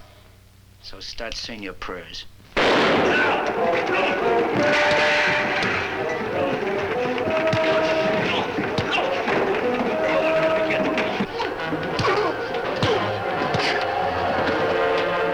Great work, Dean. I feel 25 years younger. You keep them covered while Tonto and I tie them up. We'll take care of Lou's shoulder later. Well, what's the next move, mister? You think you can take those three into Cottonwood City alone? I could take these three to China alone. Then they're all yours. But wait a minute. There's quite a sizable reward out for the Comptons. You've earned it, sir. But you and Tonto. Money help you get started again. That's mighty generous of you. By the way, after you turn those three in, where do you intend to go? Back to Wyoming. Back to my home. Perhaps we'll see you there. You aiming to head up that way, too? Yes. It's time Tonto and I paid a visit to an old friend of ours, Judge Thomas, and asked him to have a badge ready. Oh, I don't know how to thank you for that. Good luck, Marshal. Adios. Adios. Well, Chick, you had things pegged right all the time. We had a fool for a leader.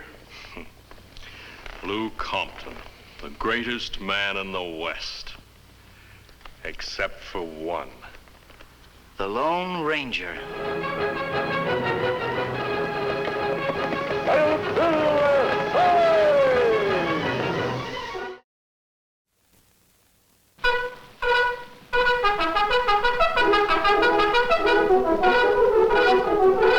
The Lone Ranger.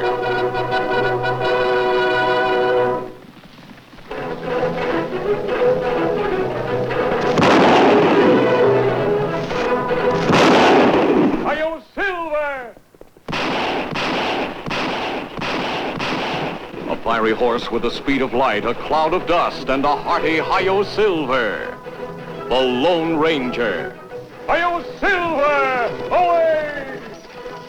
With his faithful Indian companion Tonto, the daring and resourceful masked rider of the plains led the fight for law and order in the early West.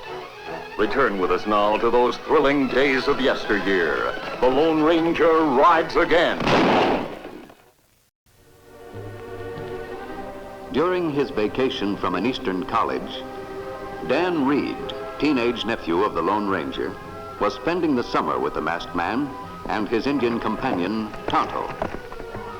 One morning, Dan had ridden into the town of Red Rock to purchase supplies and was now on his way back to the Lone Ranger's camp in the nearby hills.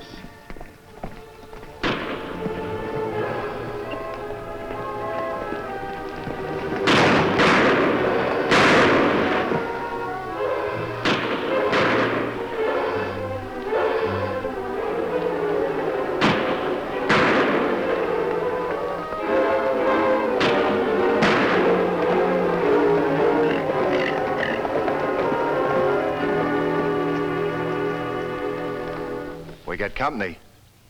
I'll gun him down. Hold it, Gus. He might not be alone. We don't want anyone getting a look at us. Yeah. Yeah, and from where he is, he can't tell what we look like. Barnett's finished. That's what's important. Let's get out of here.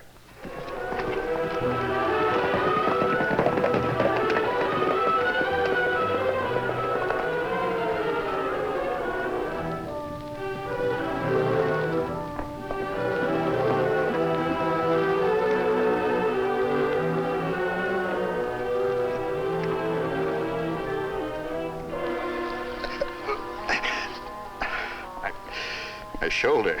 Easy. Don't try to talk now.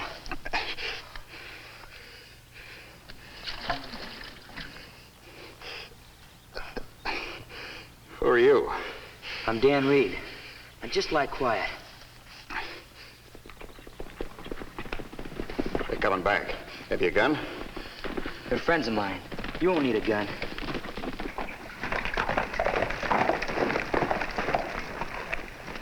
What happened, Dan? Tonto and I heard some shots. This man's been wounded. Me get something to make bandage. He was hit in the shoulder. You're masked. Don't worry about the mask. I'm not an outlaw. You see a man get shot? Yes, Tonto. Two men were chasing him. One of their shots hit him. And then, well, I think they saw me. They rode away. Them lawmen, them not right away. They weren't lawmen, Injun. Then you know the men who shot you? You bet I do, mister. One was Red Dixon, the other was Gus Gottwalls. An Indian named Tonto. And a masked man who rides a big white stallion. A horse named Silver. Then you're... The Lone Ranger. Do you want to tell me why they shot you? I sure do, mister. I'm Roy Barnett. I'm a Texas Ranger. I was assigned to find the Cardoza gang. Yes, I've heard of Cardoza. He's clever as well as being dangerous. And to my knowledge, no one outside of his gang has ever seen his face. Well, I know what he looks like. That plenty good thing for law to know. How you find him? I posed as a drifter and hung around the border cafes. Finally, I met one of his gang. I became friendly with him, and he took me to meet Cardoza. And that brave thing to do. I thought after I found out where the hideout was, I could slip away and return with a posse. But Cardoza wasn't taking any chances with a new man. He had me watched day and night. They even took my gun away. Said I could have it back after I proved myself. 2 men who were chasing you. Are they Cardozo's men? Yeah. The one of them, Red Dixon, showed up at the hideout this morning and recognized me as a Texas Ranger. I was lucky to get away at all. Can you tell us how to get to Cardozo's hideout? Sure. And I heard Cardozo's planning some kind of a job. Cardozo runs true to form. Whatever he's planning will endanger the lives of many people. Him never seemed to care how many people he killed. If you're gonna look for Cardozo, may I come with you? I can show you the way. No, Roy. In your condition, you'd be more of a hindrance than a help. I guess you're right. We'll take you back to our camp. Dan, Roy shouldn't be left alone. We're delayed in returning to camp for any reason. It's up to you to see that Roy gets safely back to town. I understand. Good. After we've reached our camp, Roy, you can direct Tonto and me to Cardozo's hideout. Tell me, why? Why is it that I, Juan Pedro Cardozo, must have such stupid fools working for him? But it's like I said, we saw Barnett fall from the saddle. But do you make sure that he is dead? No, you do not do that. We didn't have a chance. We saw the somber and I figured others might have heard the shots. Always when someone else do the thinking, there is trouble. First, it is you. You bring a spy, a snake among us. And then you perhaps let him leave. Perhaps already he's telling someone where I, Juan Pedro Cardozo, am. Or what the face of Juan Pedro Cardozo is like. Pancho. Si, senor. Get my horse. We leave here at once. Muy bien, senor. You two will go back and find that snake Barnett. I want him dead. We will meet at the old mine tunnel.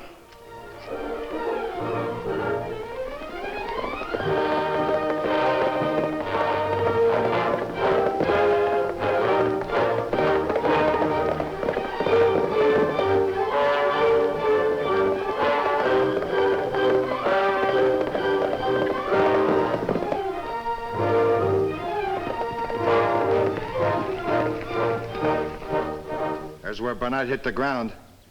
Yeah, and he's gone. Red, do you think he's still alive? How should I know? There's the tracks of 3 other horses here besides those of Barnett's. I wonder who rode the other 2 horses. Does it matter? I guess not. They took off in that direction. What do we do? What do you think we do? We follow the tracks. If we don't find Barnett, Cardozo's going to be a lot madder than he was. Come on.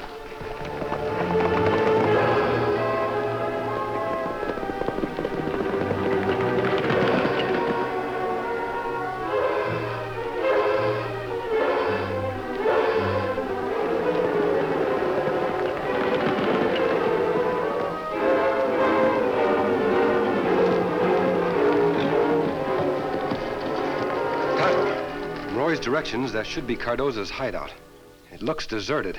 Shortcut Roy tell us about get us here plenty fast. Yes, Tonto. With Barnett getting away, Cardozo must have decided to move on. Maybe we pick up trail, Kemo Sabe. We can try.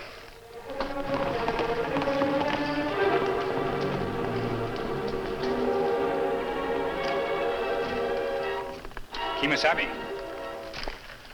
Look like 4 horses been tied here at picket line. 2 horses been here a long time. Their trail lead off to north. Other 2 horses been here a short time. Their trail go that way. 2 horses that were tied here a short time must belong to the men who shot Roy. Cardozo's horse must have been one of the other 2. We follow trail that go to north, Kemo Sabe? Yes, Tonto. Cardozo's the man we want.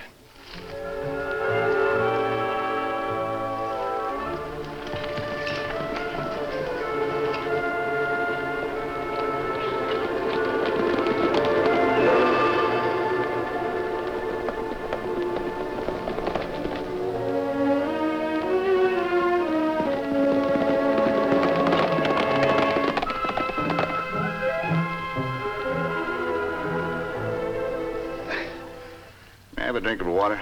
Sure.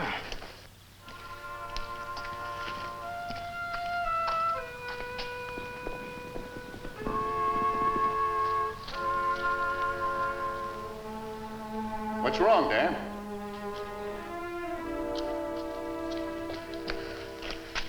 The 2 men who chased you, I'm sure they're coming up the trail. We got to get away. No, you're in no condition to ride. I can try. No, Roy. Be better if you stay hidden. I'll let them see me, and I think they'll follow. Then I can lead them away from here. But they may catch you. On Victor, I'm sure I can outrun them. But I'll keep out of gun range. You're taking a big risk. I'll be careful. You better keep my gun just in case. But Dan, I'll hide your horse.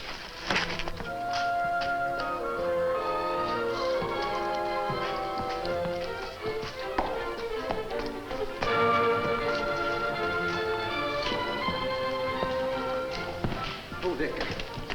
Oh.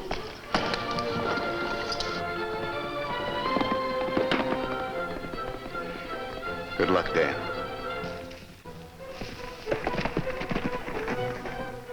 The hombre on the white horse. I don't see Barnett. But I bet he can tell us where to find him. Come on.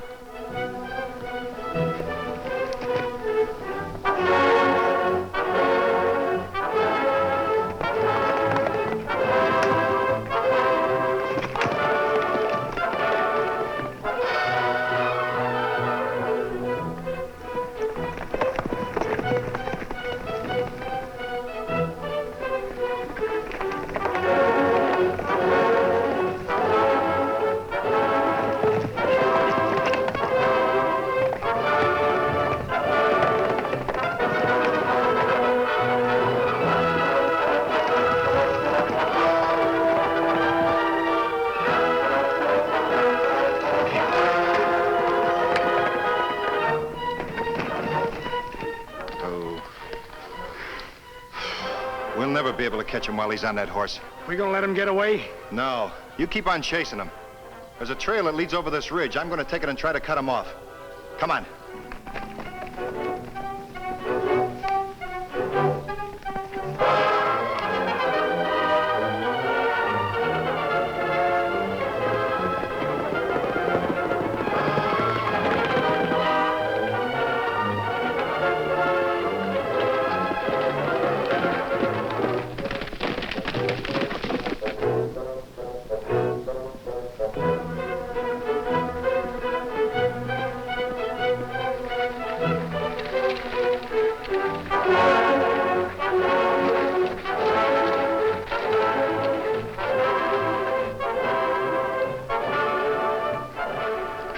Water, Kemo Sabe, but not come out.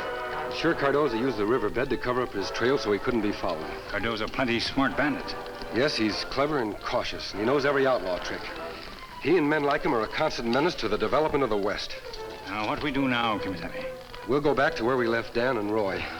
You ride into town and report what's happened to the local sheriff.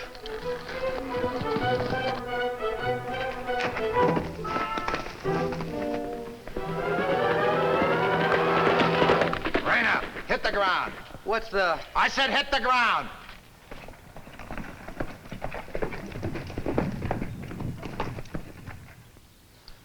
Say, he's not much more than a kid. Not even wearing a gun. Where's the man you found on the trail a while ago? What man? Don't act so dumb. Where is he? We want to know where Barnett is. That ought to loosen up your tongue. You gonna talk? You little whelp. Hold it, Gus. I ought to put a bullet in him. Don't be a fool. You can't learn anything from a dead man. We'll take him to see Cardoza. Maybe after he's finished with him, he'll let you give the kid a lesson in fist fighting. I'll make him sorry he was ever born. Get on your horse.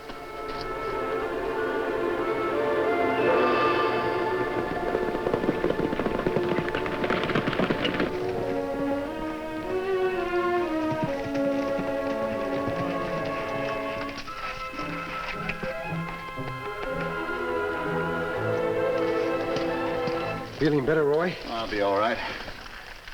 Where's Dan? He must have seen us coming up the trail. Well, Dan... Something happened to him? He saw the two men who gunned me coming up the trail. He said he was going to lead them away from here. I tried to stop him. Those men have done anything to harm Dan, We pick up trail, Kemo Sabe. We find them. We'll be back, Roy. Come on, Tonto.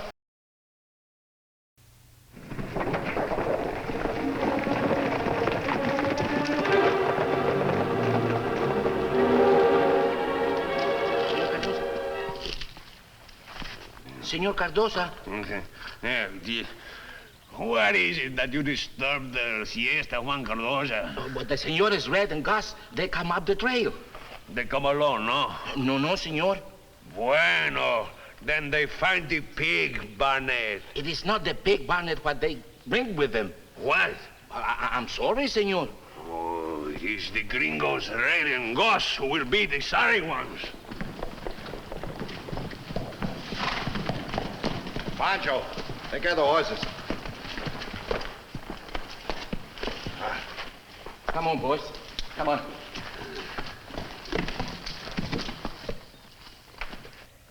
Who is this that you bring here now? This is the hombre that come along after we gunned down Barnett. And you run from him? A boy, just a muchacho? He may be young, but he's plenty tough. Ask Gus. I ain't forgetting what the young whelp did. And the gringo Barnett, you find him? He is dead, no? Well, we didn't find him, but this here kid knows where he's at. Joe, where is the man they say you find on the trail? What man? He's playing dumb again. Let me beat it out of him. He knows what happens to Barnett. So the muchacho will not answer Juan Pedro Cardoza. I ask you once more, where is the snake Barnett? So the muchacho still will not speak. He's yours. Make him talk. I'll knock some of that spunk out of him. Better be careful, Gus. Remember what happened back on the trail. I'll make this young whelp feel sorry he was ever born.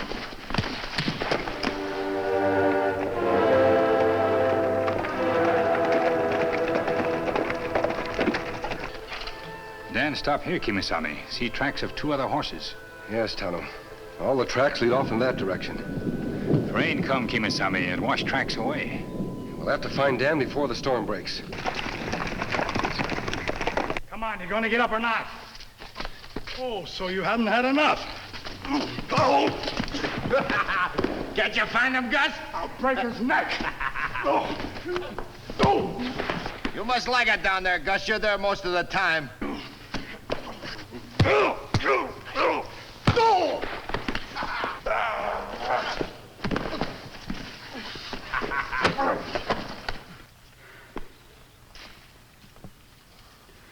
You do not make the muchacho talk. You let him make a fool out of you. And by making a fool out of you, he makes a fool out of me. Juan Pedro Cardoza does not let fools work for him too long.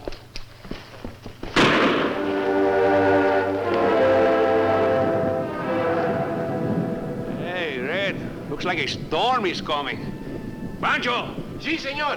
Tie up the muchacho and bring him into the tunnel. I question him there. Muy bien.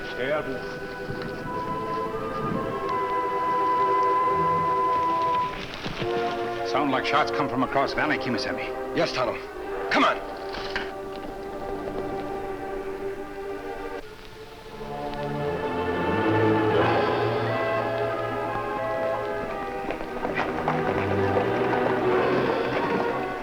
Look, Kemo Sabe.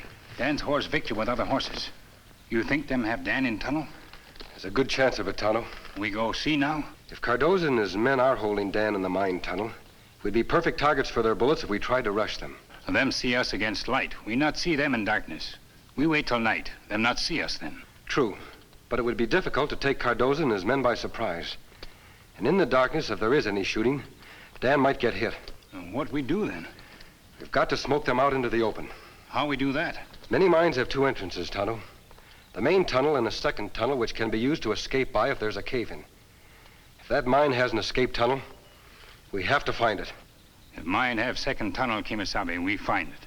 We'll circle around the east slope of the mountain and begin our search there. Come on.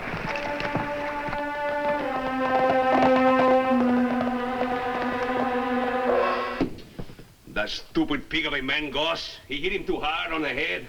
Now even Juan Cardoza has to wait. But Cardoza will make him talk. And after I do it, his life as well as that of the spy Barnett, we will snuff out. Like one snuffs out a candle. While we wait, I tell you how we carry out tomorrow's raid.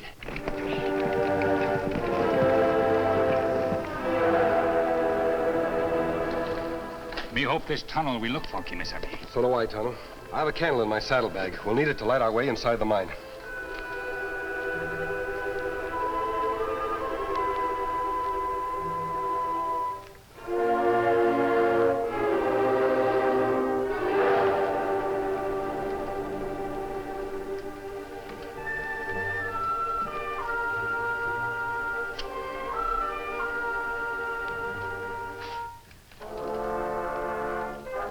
Be careful, Tonto.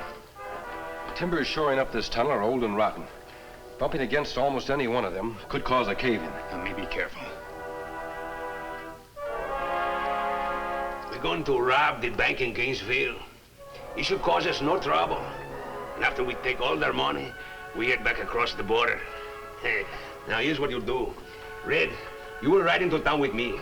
Pancho, you will come into town a few minutes later. We all meet in front of the bank. You understand, no? Seguro. Bueno. Pancho, you will stay outside the bank and watch. Reid and I, Juan Cardoza, will collect the money. And we kill anyone who comes on the street to stop us. See.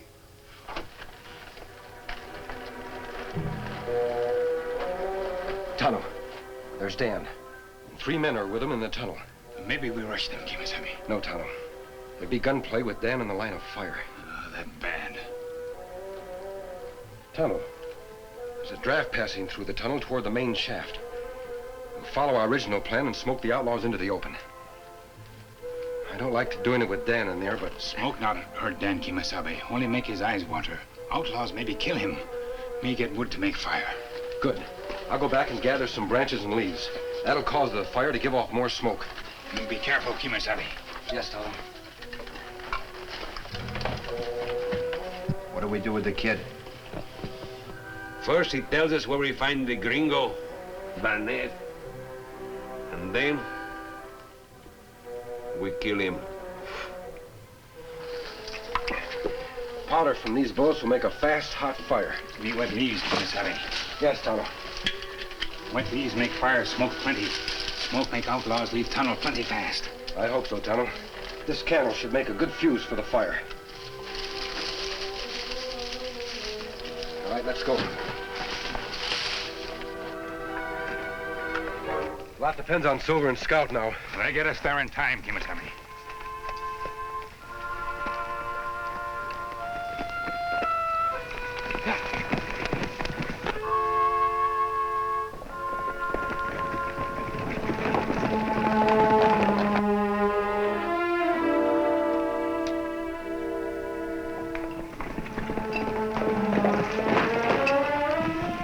We'll leave Silver and Scout here.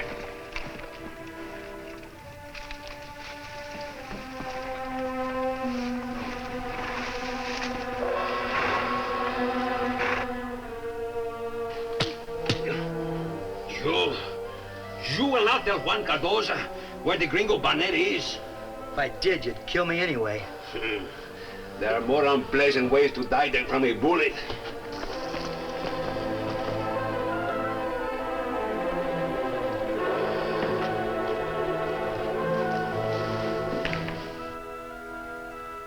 Let me give him a taste of my gun butt.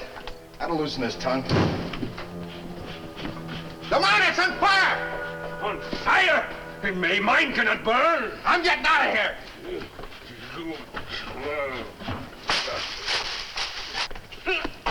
Hold it! Get your hands high. Don't make a sound. Tonto, get their guns and tie them up.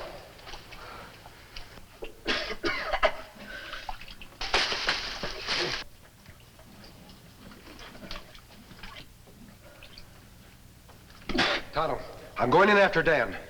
Me see that these men not get away, Kemo Sabe.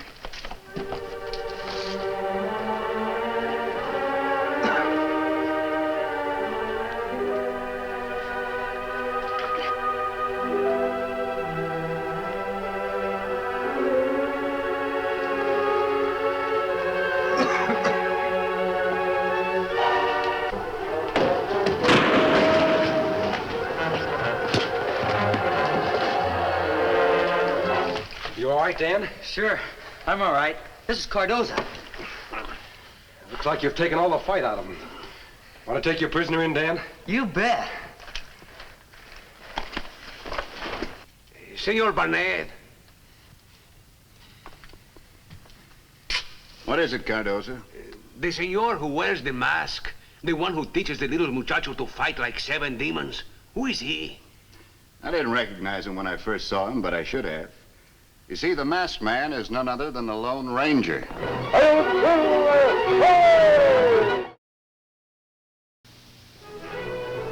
Be with the Lone Ranger and Tonto same time next week for new dangers in another thrill-packed adventure when the Lone Ranger rides again.